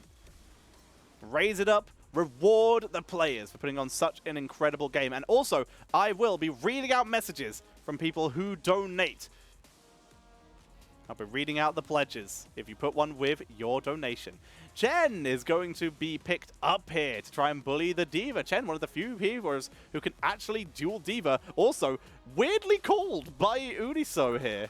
And oh no, Servish Savike.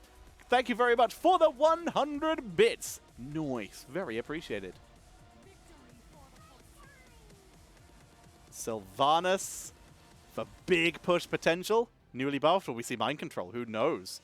And Brightwing on the board. Brightwing, polys for Chen. Spell armor to protect against the Chromie.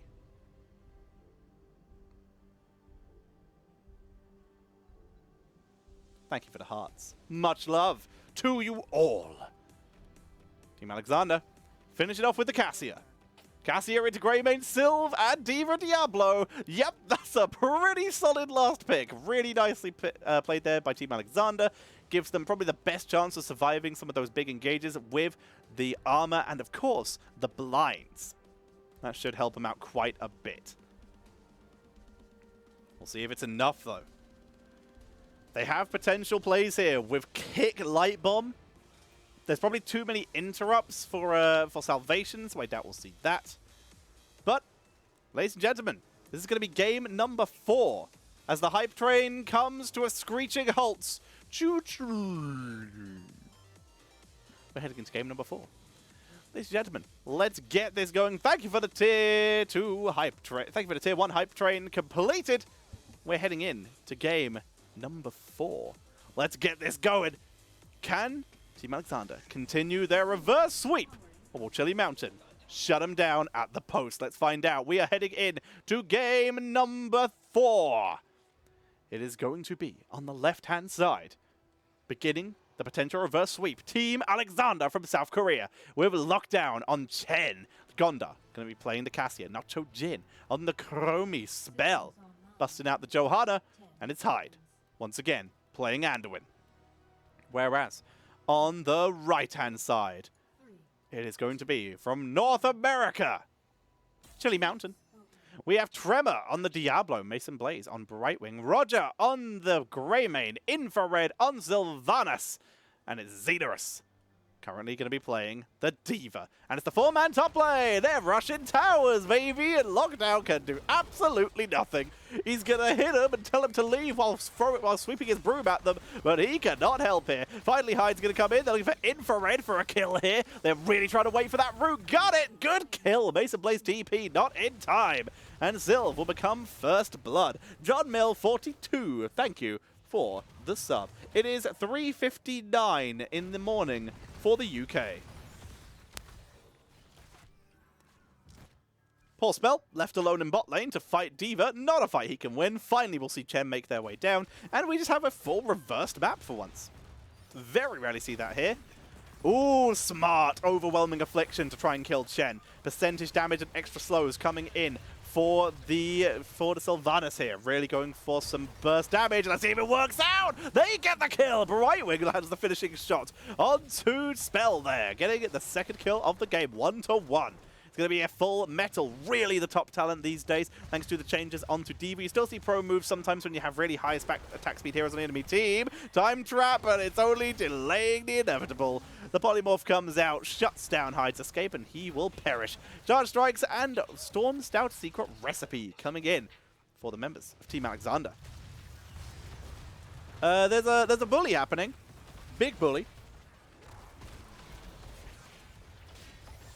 Tremor sustains through. Gondar trying to make it back to his base and will do so. Looks for some big turnaround damage. Really making the most of those charged strikes. Good damage output. And Roger claims the double channel. Lockdown going to come up here and duel Xenorus. Big condemn coming out from Spell, but that's damage onto Gondar, who will turn around. Good root from Hyde, but the TP from Mason Blaze is too good with the hyper shift percentage healing. That will shut down the kill. These two are still fighting. Wow, this is potentially the most interesting solo lane we could have possibly had. Look at him go. Look at this go. Charge comes in onto Hyde, and he is bopped. Big kill, but that's low Roger, and that's a very low Tremor. What happened here? Hello? Team? Blizzard? I require assistance. It went away when the darkness came. Let's just pretend it's in the closet and ignore it as we see the shots come in. Just put it under the rug. Nothing happened. Xenorus has the nuke, buying time against Lockdown. They actually have the double channel. They hold this for now. There's the kill onto Sylvanas. And yeah, Team Alexander beginning to pick up kill after kill. Another hyper shift comes in. Hyde returns. Topping everybody up. That mech drop still has global sound effects. Lockdown will be slain here, losing the duel to D.Va, who has gone for the percentage damage rush down here. But they were too late. He gave his life, Lockdown, sacrificing himself for the full percentage Zerg wave coming in for his team. 100 to 18%. Chromie has been left down to clear this and will do so very quickly, while the rest of the team hard pushes top.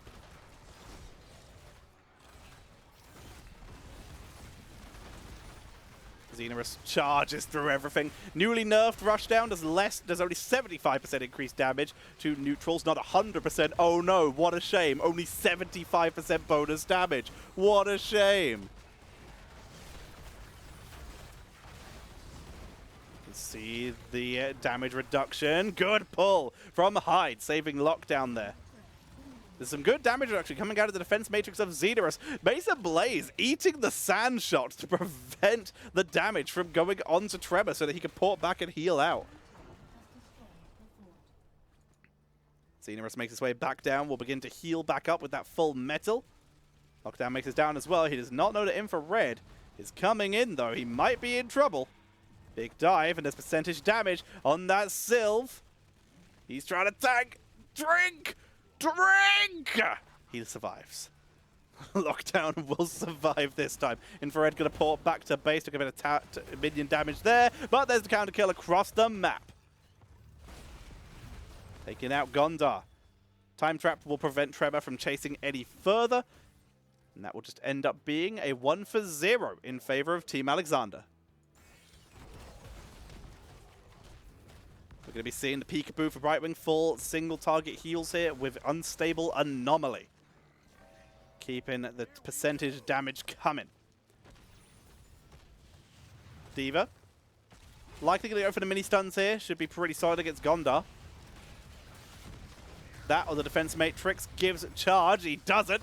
That's going to be a lot of damage onto Spell, but the siege from Nitrogen forces Tremor to back up.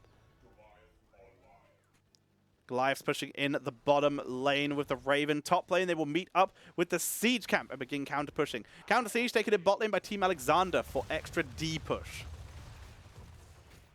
But they could be invaded. Spell, positioned to try and deny that. They gotta hurry. Here comes Tremor. Okay, they get the camp, but it's gonna get nuked here. Big charge coming in from Tremor. Nuke does not land, and it was tanked beautifully by Spell. The only person to get caught by it. Big blind comes in from Gondar, but his follow-up damage is interrupted by Tremor. There is the recall coming in from the temporal loop with huge damage from Nacho Jin. Snipes the Brightwing, who came in to save Tremor. Xenorus pops out the mech. Does not have good to go. Will get sniped down beautifully here. We can see massive damage being dealt to this bottom wall, but it will be cleaned up by the members of Team Alexander, who take the 2-for-1. But they lost top experience as Roger was able to clean out some of the experience and the minions there, but he cannot dual Lockdown yet, so he's going to be forced to back away. Nacho Jin grabs the globe. Ports coming out from quite a few members, Spell especially, to heal back up. Lanes will be pushed out, making the most of that bruiser, that Goliath Raven camp to push in bot lane.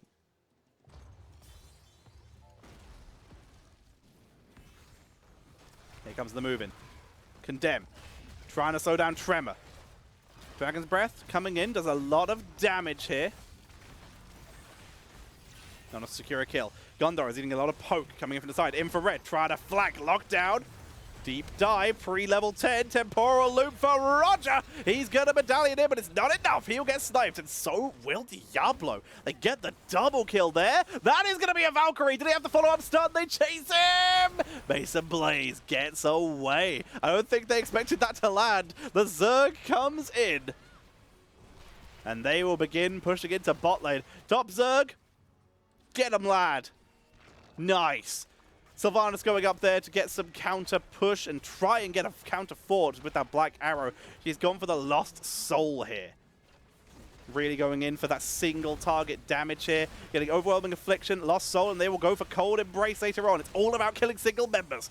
As we see the charge onto Lockdown. There's a falling sword, but Lockdown, his Stormer fire is interrupted. That is a light bomb, but it's completely cleansed by Mason Blaze. Wailing Arrow only catches Chromie, and that is the key to disengage. Keep will survive as Chilly Mountain survive the engage.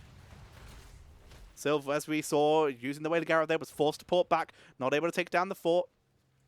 We have micro missiles, no new and improved bunny hop. The Lightning Breath blink heal. We saw the Wailing Arrow already used, and Cursed Bullet coming out from Greymane.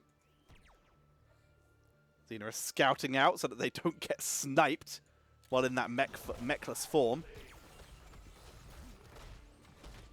Invade comes in from the side. 4 out of 5 members here. Hyde just on the way. Camp will be stolen. That is all. Chilly Mountain back away, not willing to take the fight. Valkyrie, though, Gondar, what a god! There's the Falling Sword, hits no one, though. Blink heal value. As we see Mason Blaze, though, completely separated from the team, is going to have to come the long way around to get in range to blink heal. Lockdown, focused by the percentage damage of Sylvanas. Infrared, bullying Lockdown on this Chen here. It's forced to back away. They clean up. The micro missiles doing as much damage as they can. Spell. Moves in, tries to find the right angle for a full engage. Does not have another falling sword, will be forced to back away. But they're keeping the pressure on. They're just trying to keep Chilly Mountain in their base here. Clearing out the bot lane. Looking for some consistent map pressure. Remove vision, remove opportunity. Camp going to be denied once again by Team Alexander. Lockdown, wrapping around behind. Cursed Bullet lands on Gondar, quickly healed up. Camp is lost. Do they still want to try and engage? Mason Blaze zoned away by Lockdown, who is suddenly very isolated. He's so fast, though. He's so fast. He runs out of there as quick as he can, but he's still being chased. Can he get out? Lockdown, Stormer fire. And that will allow him to escape. He has enough hit points to not only escape, but turn around onto Infrared. Tremor will be the target, though. He gives his life for Infrared, causing a distraction. Falling Sword onto Xena, who boosts away, gets out of danger. And now this keep will once again be pressured. Camp was ignored, finally going to pull back, realizing they can't actually push that without minions. So they will deal with the camp and begin channeling the objective.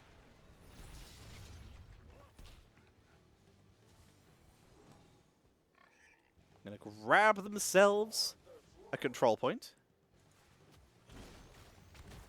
Gondar clearing this out with Lockdown, keeping the pressure on the map, keeping everything, keeping the vision going, and most importantly, bullying this keep. They want to see if they can maybe get this by causing a distraction. Nacho Jin has to leave, and he's making the most of it here with Gnome speed ahead. Actually gets him out of danger pretty quickly. We see enough to share, getting maximum value there by Lockdown, blocking most of those micro missiles. Lots of alacrity for the Cassia. We see Blessed Hammer. There's those enchant boots, Lion Speed. I'm going to see Infrared going to be the one to come down here and clear out this bottom lane, because they kind of have to. Meantime, Xena is trying to buy time. Bruiser Camp being taken by the rest of Team Alexander. They scout the boss, because that's what they believed was happening here. Spell really trying to take that 1v1. Those micro missiles, though, really hurt. Xena will back away. But they trade out top for this. Lockdown, trying to delay, trying to deny by time. Siege Camp killed enough by Sylvanas that they don't have to worry about it. Double Channel comes in. They can't take the fight, though. D.Va will not make it there in time. Excuse me. That's going to be 100% to 18% Zerg Wave, pushing in the top lane. Tremor looking to see if they could maybe try and engage this. There are even talent tiers. Finally, level 13 is available for Chilly Mountain. You see the Pixie Power. Remorselessness. No Cold Embrace here. Just going for single target auto attacks. Increase the range, more chance percentage damage, and also the fact they are being kind of bullied. Nuke comes out. Valkyrie to pull it away from the Zerg. Just kill me now. I'm never going to be that good in my life. We see Tremor pulling back here. Getting focused down. The Ultralisk doing a lot of damage. This will be the keep falling. Not enough for a win push, though, as we do see the focus wailing arrow, but they still get the pull out. Anduin survives. Temporal Loop onto Tremor. He gets healed out by Mason Blaze, though. The spell armor is good. Stormbow fire onto the backline, but we see Xenorus in serious trouble. Gondar is low, taking the damage from Infrared, and they get the kill. Roger diving deep. That's the kill in exchange for Diva Mech. That's a good trade. They look for the kill onto Spell now, but the armor is too good. Infrared dances back. Core is being pressured, but there's nothing left that will really finish it by itself except for this catapult as Tremor dives deep, looking for the Chen here. Lockdown pops out of the polymorph. Body blocks are there, but they get the charge into the wall. Lockdown is giving it everything he can. He wants to at least get the mech, and he will do so, but his life is sacrificed for the mech and the keep. They are forced to pull back, but with a man advantage, Chili Mountain begin to pick up the boss. They are one game away from closing down this series and taking a 3-1 versus Team Alexander. But Team Alexander, they step up. Spell, he makes me out to the point. He doesn't want to chase it though, but he is in trouble now. There's the falling sword to retreat. They can't fight that without Chen, but they can look for the quick kill on Diablo. But he Medallions looks for Spell, who is taking huge damage from the Sylvanas here. Infrared is bullying Gondar slowed down. But they can't chase. They can't find the kill. Top is doomed. Gonna be bopped here. Brightwing goes back to split soak. She's not the fastest, but she's the global, and that's the important part here. Xenorus backs away. Bruisers for bot lane. Bot lane did go down to the Zerg wave earlier, so the fort is taken out. Team Alexander hit level 16 first, though. They are still ahead in this game. They still have a keep and one very weakened one on the side of Chili Mountain. So Team Alexander do have the opportunity to push in. Missiles see that this camp is being done, but there's going to be no engage. Everyone just ported back to reset. Fully sustained, fully healed. Enough to share. Setting them up in case there's ever an engage. Positioning by Tremor. They spot him, though. He's going to back away. Making good use of Time Walker's Pursuit this game. Poured out by Roger. Keeping it safe. Making the most of that 16 advantage. Team Alexander grab everything on the map they can. Siege camps all taken. Bot is sustained, though. Saved by Chili Mountain as they get their level 16s as well. Will of the Forsaken. Critterize, more burst, in for the kill. By the way, pew pew pew, not good to go for the Diva. Very risky play here. Domination for Diablo and Executioner. They look for the opportunity. Tremor is deep. Gondar stunned out. No armor required. Here comes Diva with the stun. They were forced to back away. They are so zoned. The new gets good damage. Storm of Fire, though, as they try to dive onto Tremor. But Tremor, he's got a Lightning Breath just for the unstoppable. He pulls back Valkyrie. Snipes Mason Blaze, though, as Gondar chases down Xenorus with the Helm of High. They'll be able to sustain that. Temporal Loop is denied by the Will of the Forsaken. But that is a 1 kill for 0. Here comes Hyde. He can't find the light bomb into Xenorus, so they turn for Tremor. Nacho Jin and Spell arrive, and they get the double kill. They are chasing deep. Jed is the deepest of all. Lockdown will tag through, though. And now, finally, Spell will seize top lane, and Team Alexander are going to begin ticking up that Zerg count. In the meantime, they're going to start sieging this bottom keep. Every bit of damage helps. Every bit counts. Once that keep goes down, that Zerg will be moving straight onto core. Gondar gets eaten by Roger, but it's not enough for the kill. Hyde with the save. So much damage. They pressure on. Johanna's not with them. She's making sure the Bruiser camp does core damage. Trying to set themselves up. Lockdown tanking everything he is worth. Roger holding out. Falling sword. They're looking for Roger. No one's in position. No one's in position. Spell might be in trouble. He's very extended. Here comes Tremor with the polymorph onto Gondar, who's in full retreat. It's panic mode. As they back out, they have to disengage. The silence onto Chen. Lockdown preventing him from escaping. Gondar focused down. Light bomb not enough. He's taken out. Gondar, the first and only person to die in this fight, as Lockdown snipes too. The Zerg comes in. The core is taking damage from the Goliaths and the catapults. 3 catapults and a Raven. The core is going down. Full Zerg wave coming in. Team Alexander, 2 members down. They're looking to try and end with this. They're willing to take the risk. Sylve cleans out the catapults. Here comes the temporal loop. They want to try and get Roger, but they can't do it. With the medallion saving the day, they push forward though. There's still Ultralisks and there's still Guardians. They want to try and siege this down. 2 heroes down. The shield is taken out. Tremor backing away. He has no health to sustain this. Micro missiles to kill off the Guardians. They get Roger though. The Guardians are taking out 49% on the core. They get Tremor. Nacho Jin is popping off as they force their way into the base. There's the heal onto Infrared. The one burst with enough damage to save this game. 29% on the core. Hyde is polymorphed. Nowhere to go. He is sniped away. And Nacho Jin, Tremor reviving from souls. He will be taken out with Spell retreating. Gondar's back. This fight's been going on so long. He's back and ready to fight with Lockdown. And it's suddenly a 3 versus 4. And they're just going to try and end the game again. The enemy team is running across the map. They're going to try and race the core again to force them off the boss with Gondar. The Spell here for the delay, stopping the ports, buying the time. The core is being raced by Lockdown and Gondar for game number 5. Team Alexander make the play, and they're going to be able to take us to a game number 5 with the Storm of Fire as Chili Mountain are taken out on Brax's holdout.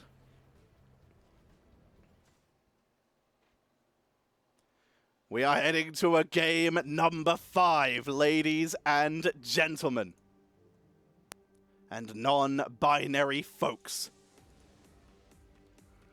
Game number 5 is on the cards between these 2 teams. The final map to decide if Team Alexander will remain undefeated in series, or if Chili Mountain can shut down the reverse sweep. It all comes down to this.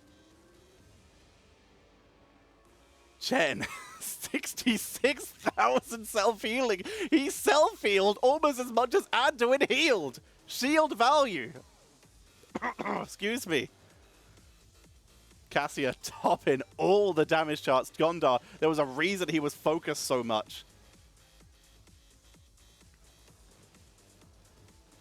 D.Va on the other side, though.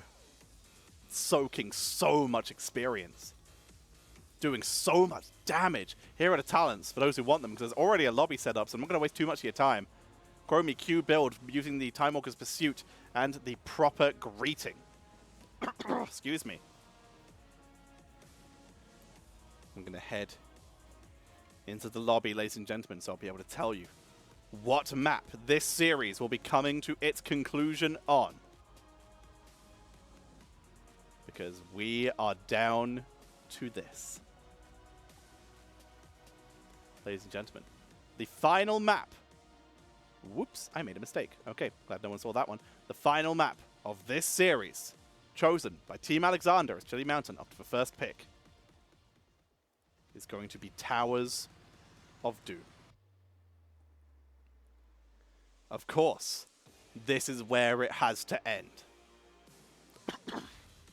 To decide if Chili Mountain can make their way into the top echelon of teams, can make their way up the board, the only team to claim a series off of Team Alexander.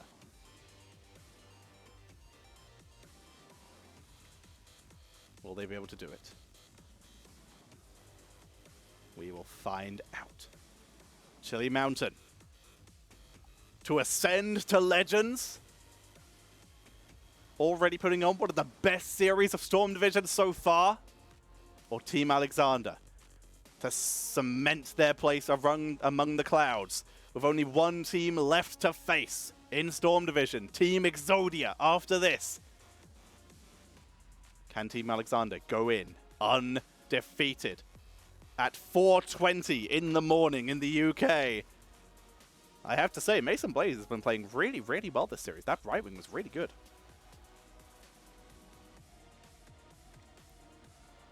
Once again, here are the standings, so that you can see what they are fighting for. Team Alexander, they have lost quite a few games. 6 games lost, but no series.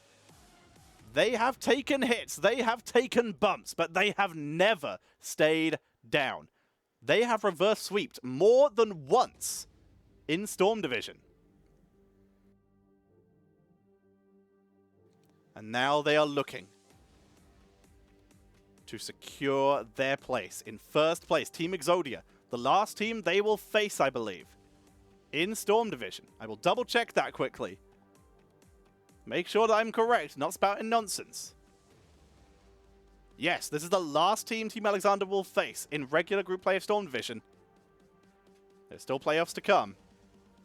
But Chili Mountain looking to make it so that Team Alexander will go into that last week defeated with a not perfect record. Chili Mountain, their final week matchup will be against Regen, the team in 5th place. They would love to go in with a 2-point buffer over Regen. They would love that. We'll see if they're able to do so. That's what they're fighting for. The players are filing in. Once again, here is the map setup for how we got here. Maps that were banned. Dragonshire. Infernal Shrines by Team Alexander. Chili Mountain. Cursed Hollow. And Alterac Pass. So far, both teams have picked and won a map. And both teams have won an opponent's picked map. With Team Alexander losing on their pick of Battlefield, but winning on Spider Queen and Bio and Braxis. Braxis was their map choice too. Chili Mountain, though, they won on their own map pick of Volskaya Foundry, and on Alexander's map pick of BOE. But can they do it on one of the most macro-intensive maps in the game? Towers of Doom. We are awaiting the players to enter into the lobby. While they are doing so, this is the last chance that I am going to get to remind you outside of lulls in the game that if you are enjoying the show, please prove me right that the Heroes community is ridiculously insane. They have Discord issues, which is why they're not in the lobby yet. But please prove me right by hitting !Matcherino in chat and getting the prize pool for Storm Division, what all these teams are playing for today and for the months before and in the future. Prove that the hero scene is amazing by getting that prize pool up to at least $2,000. I know we can make it. Every donation, I will read out any messages left with them. So if you want me to read out your messages on this stream, as long as they're safe for stream, I will do that if you donate to the prize pool. Let's get it up to 2,000, I believe. And if you like what I'm doing today, the players have been putting on some incredible games and I have been so lucky to cast them. But if you want to pay me for my services, any subscriptions or bit donations during the Storm Division streams go to the caster who is casting them at the time. So if you donate or subscribe during this stream, then you will be, for starters, helping me out very, very much. And you will be being very kind and supporting me, allowing me to eat and just keep focusing on casting for that little bit longer. Keep pushing for that last little push. We're waiting for the last player to jump in. Again, they have some slight Discord issues. That'll be good. Will I be shaving my eyebrows again? Not for $2,000 for the stream, no. Maybe one day in the future, but it's going to have to be something kind of ridiculous if we can do that. Last year was $10,000 for charity. So we're going to be looking for something like that. $10,000 to charity, $10,000 to me. Any of those would be effective. Who needs milk? I need milk. Milk is good. doesn't actually help your bones grow as much as they say in school. That's a lie. The US government just has a lot of money in milk and wants you to buy it. Because they fund most of the milk. So they marketed it that way. There you go. Facts. They also have a shitload of money in cheese. My mama has 2 doggies who need all the treats. They would love the treats. Alrighty. Who are we waiting for? We have Roger, Tremor, Infrared, Mason Blaze, Hide, Lockdown. People aren't in the right places. Yeah, it's gonna have to be more. It's gonna have to be more than that. That's how much we raised for charity last time. And as much as I love charity, which I really do, I will always go out of my way for charity. But I think we can. I know we can make the $2,000 for the Nexus Gaming Series. I know we can do that. We can get that up there. Once again, that link is !Matcherino in chat. So that you can get in those donations and support the players. And again, subscriptions and bits to support your boy, who's blowing out his voice tonight. Luckily, I don't have any casts tomorrow, so this will help. Xenorus is pending. Is he in? Is he in? Wait for it. Wait for it.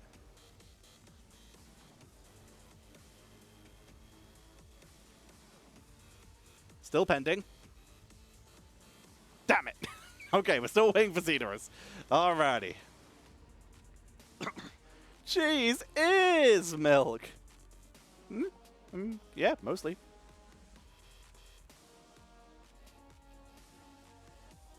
I miss the days when my sub drives were, hey, I really like halloumi, so can you guys like give me money so I can buy halloumi and a pizza?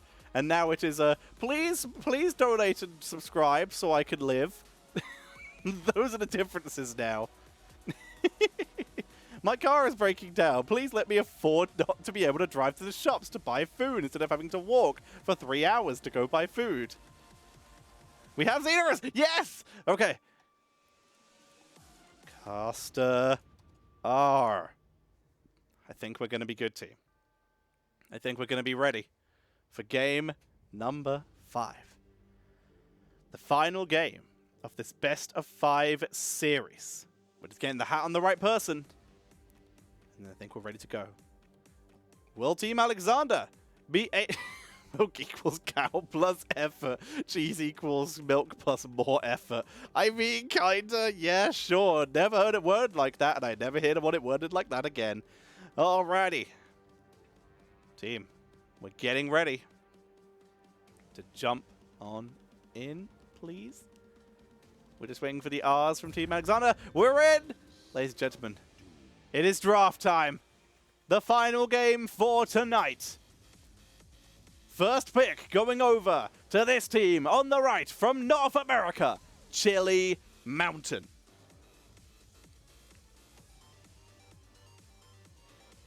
Let's get this going. I should expand my Twitch streaming into what? Milk making? Sorry, cheese making? Damn. Well then. Nachos equals effort plus genius. Chili Mountain. Looking to be the only team to have defeated Team Alexander up to now. Excuse me.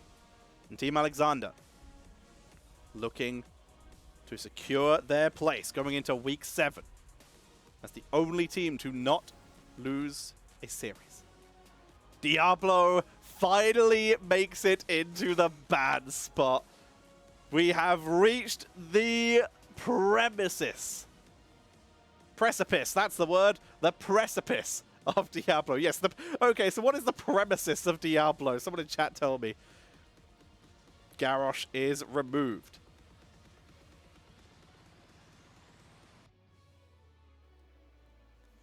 Second pick for Chili Mountain now.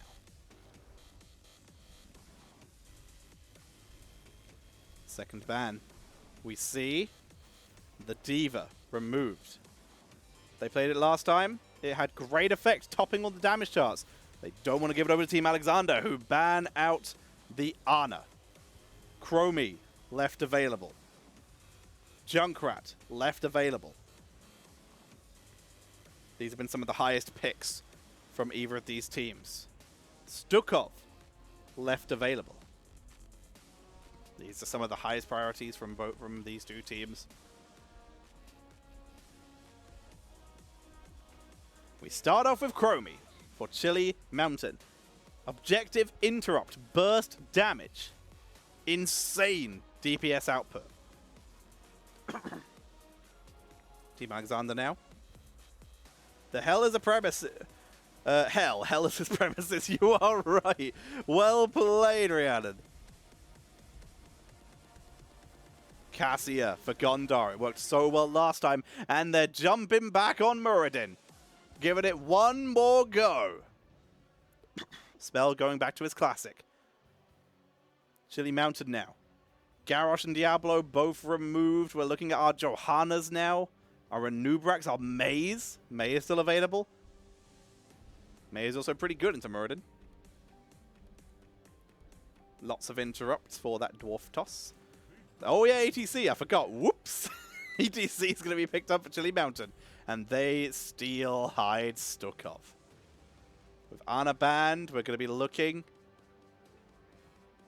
at heroes like Deckard Cain and Lucio now. Lucio might actually make it onto the board. Anduin as well. Anduin has still been ridiculous so far for Hyde. That might actually be the play. We'll have to see. Lucio gives the boop. Anduin gives the pull. Deckard gives everything. Crushinator, thank you very much for the raid of a party of 9. As Malthael gets banned away. That would be scary. Malthael, Chromie, ETC, Stukov would be insta blow up on basically anyone, especially Muradin. That would be ridiculous. Chili Mountain now. Final ban of this game, of this series. What are they taking away? Support-wise, I'd say maybe Anduin. They do! The respect for Hyde. Anduin is taken out. Okay, I think I'm leaning more towards Lucio then. I think that might be good for interruptions onto ETC. We'll have to see. Kara seems being called by the chat. I'd like to see it, but there's a lot of CC on the board. They go with Yrel and Brightwing. Spell Armor to deal with Chromie. And interrupt for ETC. Makes sense. Very sensible here. Also, was really good last game. Played by Mason Blaze. Put on quite the performance. Chili Mountain to end their draft phase. ETC, Chromie. Need something to do some setup and finishing damage for Chromie. Greymane, perhaps. They need an offlaner. Tigers, and we have another Deathwing. With Malthael banned away, we suddenly find ourselves in a situation where the percentage damage is Yrel and Cassia. Brightwing technically has some, but she can't use it on Deathwing because it requires a polymorph. So now, with Tiger stolen away to prevent the counter for Deathwing, Sylvanas, I think, remains to be the top option. No, Sylvanas can't work on Deathwing. She can't because she can't slow him in terms of the percentage damage. So they ignore percentage damage. Cassia will have to do it alone as they finish out with Li Ming. Counter mage potential. Their plan to beat Deathwing is to not beat Deathwing and to beat everyone else first. Yrel can actually bully Deathwing quite hard in the lane if it's played well. No Greymane. No Valor auto attack build for percentage damage. No Sylvanas because it doesn't work. Nothing like that. We go for Li Ming. Who needs percentage damage when you have a target? And that's the idea here. Keep hitting Deathwing with missiles. Eventually he'll die. This is the play. Let's go. Ladies and gentlemen, we are heading into game number 5 of this best of 5 series. The final game to decide who will go into week 7 with that extra win. Let's find out as we head in on the left-hand side from South Korea. Looking for the reverse sweep. Spell is on Muradin. Gondar is on Cassia. Hyde is playing the Brightwing. Lockdown is going to be bringing out the Li Ming.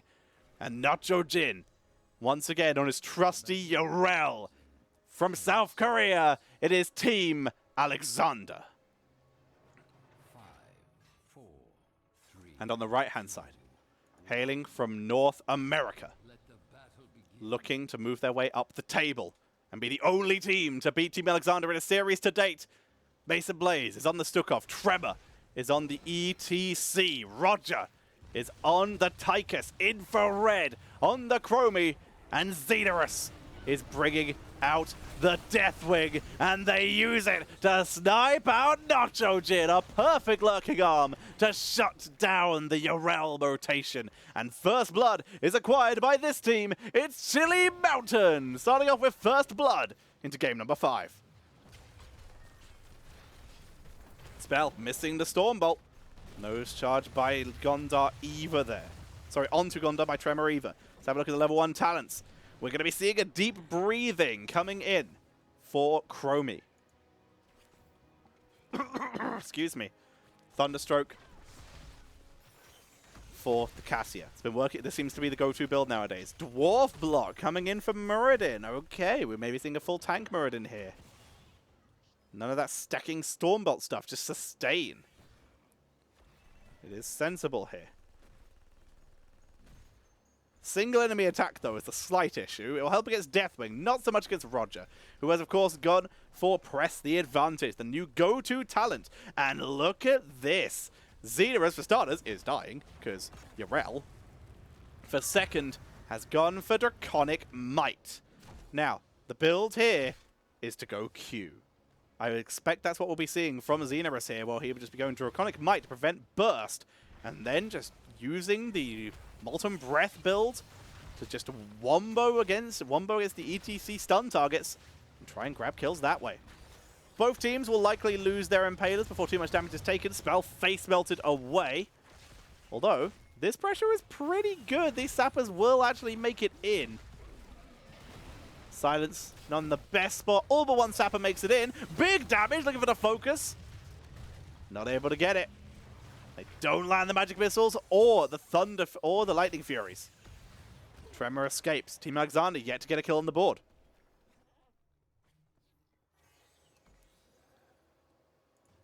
Level 4, we see in the rhythm. This is all to combat combo with Combat Tactician at level 7. We see Reverberation coming in from Muradin. Maybe this isn't a full tank build. It does give cooldown reduction onto Heroics, though, so that's the idea here. Cooldown reduction on Avatar to sustain. Good kill. Kill number 2 coming in here for Chili Mountain. Spell sustaining as best he can. Gondar backing up. We have Triumphate on the board. There's the start of that Molten Breath build with Infernus. They try to delay, but that's so much percentage damage. Roger stacking up. TB comes in with Hyper Shift once again. Also, Brightwing this time going for Magic Spit here. Going for extra cleanse cooldown reduction. Trying to save people from ETC. Polymorph onto ETC. No kill yet, though. Heal from Infrared, but they get him that time. The stun from Deathwing not enough to kill anyone. Gondar bopped by Mason Blaze with the auto attack from the Stukov, though. Making that a 3 for 1. This middle point still not taken. Currently 36 to 36 as top altars were traded. Spell interrupted twice, actually. Nacho Jin trying to punish Xenorus for this. Stun to interrupt one more time. How long can they keep this going? Spell taking damage. He's going to start to regen, but he is being bullied. This gave enough time for Tremor to come back, and that zones away so many heroes. Spell consistently interrupted here. Xenorus trying to zone out as well. Nacho Jin trying to keep him away from the fight, but he knows he might be needed if they're going to get this. How long can they keep this going reasonably?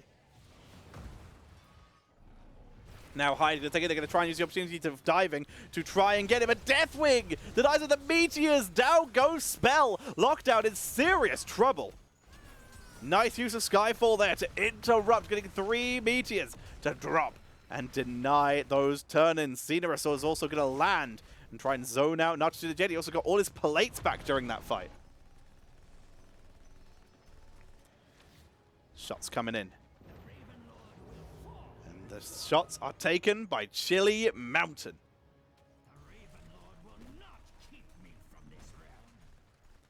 Chili Mountain with good pressure onto the core of Team Alexander now, bringing it down to 32.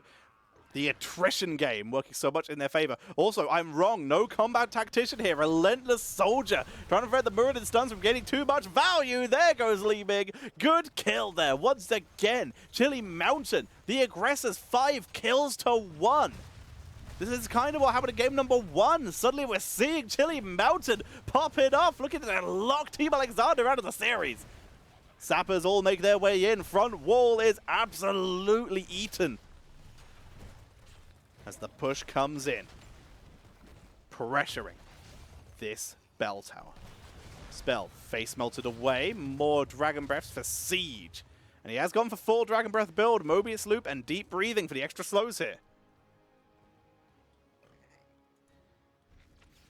Level 10, available early for Chili Mountain due to the fact that they have a 4-kill advantage. Casually.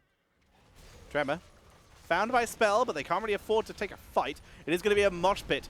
We're going to be seeing the Bellowing Roar once again. Going to be so useful, the extra CC. In the meantime, Nacho Jin trying to gain value elsewhere on the map. Grabs themselves that Sapper camp. Going to be seeing the Inner Light, by the way, for Cassia, as well as Grounding Rod, full Q build. Coming in here for Gondar. We have the Peekaboo level 10 now available for Team Alexander, so they're going to be on even talent tiers at least, to try and maybe take at least one of these. Xena is zoned out. That might allow Nitrogen to rotate down. Gondar channeling in. Mason Blaze coming in with the interrupt here. Roger zoned away by Hyde. Unlucky for Lee Big. Body blocked by Trevor. T-Tors. And a grenade from Roger denies the turn in once again. They begin to make their way down. Tremor just going to zone back, and this might just end up being a double cap for Chili Mountain. Power slide. And they look to try and kill Spell. Here comes Xena as they're going really deep for this Muradin, who did go for the Avatar. Reverberation will help, but the zoning is good. Mason Blaze achieves the next capture. And Chili Mountain right now continue to extend their lead. 24 to 36 in favor of the North American team. Xena moves in. Cleans out the minions. Gonna probably lose an armor plate in a sec, but for now he's fine. Team Alexander look to try and grab their siege camp again. They bring down Hyde for this. They gotta get something. They went for Blink Heal. No Emerald Twin to try and disengage here. Mount up. They're looking for Tremor. Big focus. All the damage onto Tremor here, who will be focused down and sniped away. Second kill. Only the second kill. Team Alexander have been able to achieve this game. But they have it.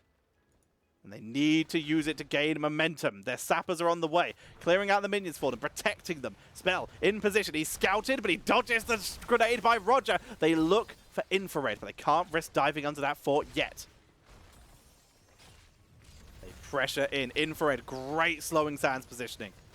So much pressure. Good dash by Roger. The run and gun to dodge the damage. The Sapper makes it in. A little bit of damage to the bell tower. Both bell towers wounded. Mirrored almost. Doesn't matter how many times you wound the bell tower though. You either got to capture it or you got to get those altars. And right now, altars are so much in favor of Chili Mountain. Team Alexander need to put on quite the performance to bring this back. Brightwing is going to peace out. They're still going to go for it. Self-cleanse! Hyde, he's got nowhere to go though. No minions. Spell came down to try and dash it. Immediate race for the double cap. Deathwing is going to try and interrupt. He was able to interrupt 1 and 2. And will that be enough to prevent the extra shot? It will! They prevent the shot, making this only a 6 shot instead of an 8. Buying them the time they need. Very smart here. Now they have long-term damage. They still lose this left-hand side, so they still come behind, losing 6 shots. But it's way better than 8. Very good play there. Moving on to Hyde, whose that self-cleanse was beautiful, but no minion wave, and Spell not arriving there in time. Power slide doesn't hit lockdown. Wave of Force immediately used there. Mosh Pit not put on cooldown, it was not being used. Orb comes in, they're just going to try and protect this Let Deathwing soak. Deathwing continuing the Molten Breath build. Wicked Inferno now. Conflagration is where that damage really starts to add up. We have the Bronzebeard Rage for spell. Roger eating a lot of damage here.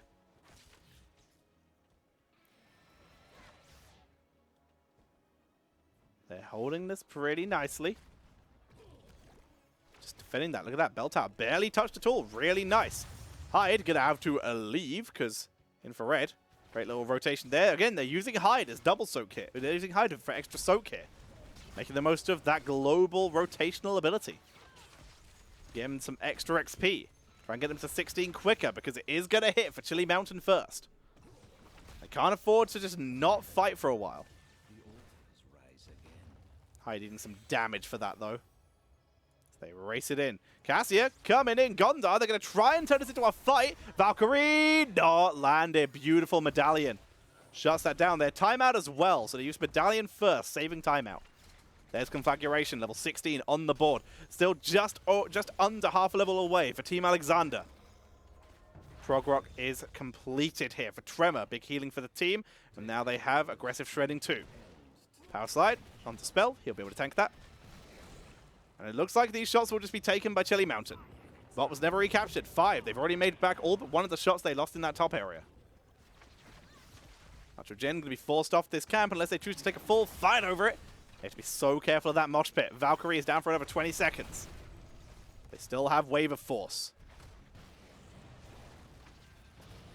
They move forward, trying to race the bell tower, but they can't afford to get hit by Tremor. Double power side. Cataclysm coming in, but it's gonna be Kroby who snipes out Yarel there. The chase comes in, looking for the stun, cannot land it. Molten Breath, they're not gonna catch anyone, but the great damage there coming in from Kroby. Infrared shutting down the aggression. And we see Chili Mountain continuing to extend their lead. 8 kills to 2. They hit level 17 first. Next objective will be the triple altar phase. As bot lane, they get the virulent reaction spell though. Will get his ult and he will use that heal. He gets the healing from the Stonefall, but he's pushed away by the massive shove. Lockdown, eating damage from Infrared Valkyrie, but he hits the wall. And they don't have the damage to finish the job. Spell comes in for one last chance, but the disengage is too good. They can't find a kill. Yarel portals back through and goes back to soaking. No talent advantage, but there's objectives to be grabbed. Hyde, clearing, soaking. They know ETC's not back for a bit. He took a lot of damage here. We have Hush, by the way, more Mosh interrupts. They're very split at Team Alexander. How do they wish to split? How do they wish to separate this? Looks like they may try and go for the everyone bot lane. They find Tremor, Spell, Trada Zone. Stun is good. Gondar pressuring. Lockdown comes in. There's the power slide, but immediate polymorph from Hyde. Shots traded out in top lane. Time Trap is good. Gondar takes a lot of damage, gets a little bit of armor back to sustain. Nice armor reduction talent, by the way, coming in from Kroby with the time troubles. Deathwing's in the sky. Dropping meteors. Nitrogen from behind. Deathwing in the bush. Lockdown tries to siege Mason Blaze. Medallion's his way out of the orb. Prevents the damage from landing by getting out of the slow. Gondar, TP from Hyde, gets sustained. Spell, gonna try and channel this, but Tremor and Xenorus are here for the interrupt and will prevent this. 15 core health to 26. This has become a game of patience. Both teams looking for their opportunity to strike. Tremor moving through the slowing sands. Good move by Lockdown. Getting out of there. Predicting the engage. They try to turn onto Tremor, using that as a mistake, but virulent reaction. Moshpit interrupts though by the wave of force. It's so good. Here comes Xenos into the backline. Bellowing Roar only catches Cassiano as Hyde moves forward, gonna try and keep Spell alive. Blink heal onto Lockdown and out. Onto Gondar for the escape as Nitrogen is in the backline. Spell is focusing onto Kroby. Can they get her? Can they focus her down? Timeout. Time in, and they focus her down, picking up the kill. Spell leaps away to freedom, holding them in this. Lockdown is a little low. Nitrogen is focused. He does know how to defender. Gets out of the stun. Gondar is being focused by Tremor, though, who does not have Moshpit. Gondar walks through the Conflagration. conflaguration. The channel is interrupted. They have a man advantage, but the health balls are too low. Power slide. Trevor has no mana, but the conflaguration is good as Gunda is now the damage. He's trying to hold this together with Brightwing taken out. He has no self-healing. Xenorus begins to channel, and suddenly the man advantage is in favor of Chili Mountain as they get the channel. 11 health left on the core of Team Alexander. Xenorus back to the sky. Team Alexander gonna be picking up their Merc camp again. They have weakened this bottom bell tower. Maybe they can try and gain some control themselves. Xenorus to clear. Level 20, just over half a level away for Chili Mountain. Over a full level away for Team Alexander, but they steal their camp. Mosh Pit levels just under 15 seconds away, but Spell is taken out. The face spell and the virulent reaction again. Mason Blaze's virulent reactions have been so good this game. Nacho Jim will escape, tries to mount up in the sand, gets interrupted. And these sappers will not make it to the bell tower. Level 20 is going to be hit by Chili Mountain. Stormbolt base is complete. Double stuns now available, but bot lane is starting to look a little non-existent. They're going to try and bully Xenorus out here, but they're not going to be able to kill him. Bellowing Roar is burned, though, and Cataclysm. Those are two big cooldowns to burn. Not sure they're going to be happy with that, though, when traded out for a bell tower. Boss gonna be raced. They just removed one of the biggest boss interrupt tools. They have got to be doing this faster because EDC is here. This might have to be abandoned. And they do. Nitrogen backs away. Hyde needs help. There we go. Teleports in. Self-cleanse. Mosh Pit off cooldown. Muradin still not here. Virulent bolts with level 20. They look for Gondar, and Gondar will be deleted. Man advantage in favor of Chili Mountains. They rush for the boss now with a one-man lead. We immediately see Spell rushing down here. He knows he can get this. He knows he will not be interrupted. Actually, he will be interrupted. Oh, no. Feels bad. Feels bad. They can't even get that. Instead, they go for the race up the boss. But Nacho Jin is in trouble. He will get the other defender off. Lockdown into the backline with the Calamity. Does good damage. Tries to fish for infrared. Cannot find it. The objective is still being interrupted by Deathwing. The boss will be complete. And we're going to be down. They're still interrupting it! Deathwing! He's gonna land on him! He's crazy, man! Nacho Jin backs away. 7 health left on the core. With 5 shots available from this channel. They could maybe end this. Root, virulent reaction, percentage damage, but Spell tanks through, stun. Interrupting the Dwarf Toss. They have level 22 now, though. Repulsion, Seraphim. Rewind. Also, cool. Blessings of the Bronze. I love it. For those who do not know, means your cooldowns come back 35% faster for the whole team. Invisible Friends, and they go in with Titan's Revenge. That's a huge teleport out by Lockdown as he turns around for the big damage in the backline. Nacho Jin tries to get onto Mason Blaze. Conflaguration kills Gondar, but we do see Mason Blaze get off in the backline. There comes an insane Bellowing Roar from Xenorus, which shuts down this fight. Roger is in the backline trying to do something, but Spell separated from the team. Nacho Jin is low. The camp was taken. This is lethal. Stun from Spell. Here comes the Hyper Shift. Big red button is dropping Nacho Jin low. The sappers come in. Only 2 of these required. 4 versus 3. Chili Mountain. 1, 2, 1, 2. They make it in. And Chili Mountain are the first and currently only team to take out Team Alexander. Chili Mountain with the final camp push-in, zoning away with the Deathwing, with the big red button. And Chili Mountain take the 3-2. And Team Alexander's undefeated streak is put to an end. With 1 week to go, Team Alexander will be going into their final series versus Team Exodia, wounded. And Team Chili Mountain, they will be moving into their final match in a 4-2 versus Regen, who at most can be 3-3. What do you say? Ready to Chili Mountain could move their way up, in theory, into 2nd place by the end of this series, by the end of this season. It's doable. It is doable.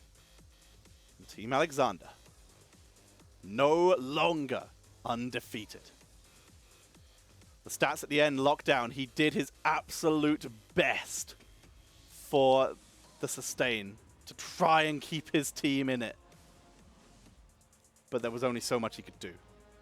The ETC Deathwing just destroying that backline. The lack of percentage damage to deal with Deathwing was too much to deal with.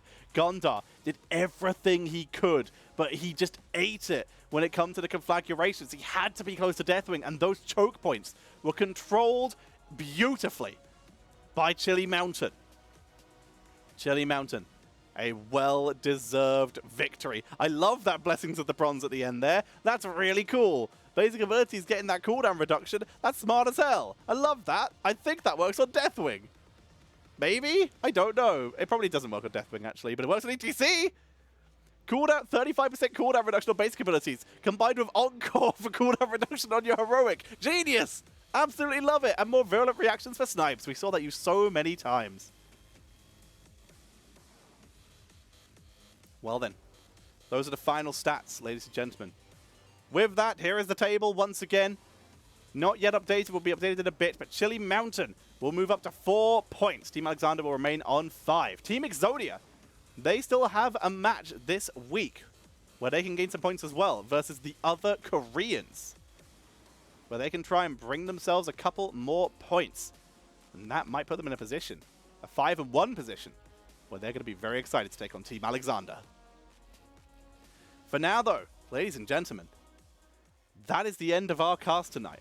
Huge congratulations to Chili Mountain being the only team to take a series of Team Alexander this season. I'm going to be so excited for the playoffs if these two teams are in it. It's going to be incredibly hype. But before I leave you, ladies and gentlemen, one more time, I have to tell you, that series was bonkers. And the players deserve to be rewarded for that. If you have penny spare, couple dollars in your bank account or your PayPal, hit !Matcherino in the chat and donate to the prize pool for Storm Division. Let's check out if anyone else has donated while I was casting. No one else donated while I was casting in this case, so I have no new messages to read out. But if we hit that 2,000, I'm reading out everyone's name, everyone's messages, everything, as long as it is safe for stream. So throw them in. Reward the players for putting on these incredible performances. And if you enjoyed my performance, maybe consider dropping a subscribe, a bit donation. That all goes to the caster who is casting Storm Division at the time. In this case, me. Feels good. And of course, let's reward the incredible admins and mods who make all this happen. Shout out for my mod tonight, Pina Colada, who did an amazing job. I arrived 10 minutes early and the players are in the lobby. I was shook. I was just very surprised. So big shout out there, but you can reward them and help them keep NGS, which isn't just Storm Division, it's also lots of divisions going from all the way from Storm Division to Heroic, all the way from A down to E. I am currently in the D West team. We won our last series. Feels good, team. Clouded Minds. Feels good. We power up sometimes. We also lose series sometimes. It happens. But once again, you can support them by going to the Nexus Gaming Series Patreon and becoming a patron. There are awards there. Go check them out. For now, though, for me, it's time to go rest my voice. Please support with donate with Tetra shutting down. Tetra out of power. Tetra gonna go to bed. Please support with bits and subs so that Tetra can afford electricity to power himself up for his next cast. Thank you all so much for watching. Mods, rate us someone cool. For now, I have been Tetra. I hope you all have a wonderful night. And I will see you all next week for more Storm Division action. Have a lovely evening. Once again, tune in tomorrow for the Crush for Murder. Day after for Jinxie. Day after that for Crushinator. And I believe on the 16th for Jinxie again. Feels good. And also drop your subs and bits to them if you love them, which you should. Feels good, team. Have a good night. And I will see you all next time.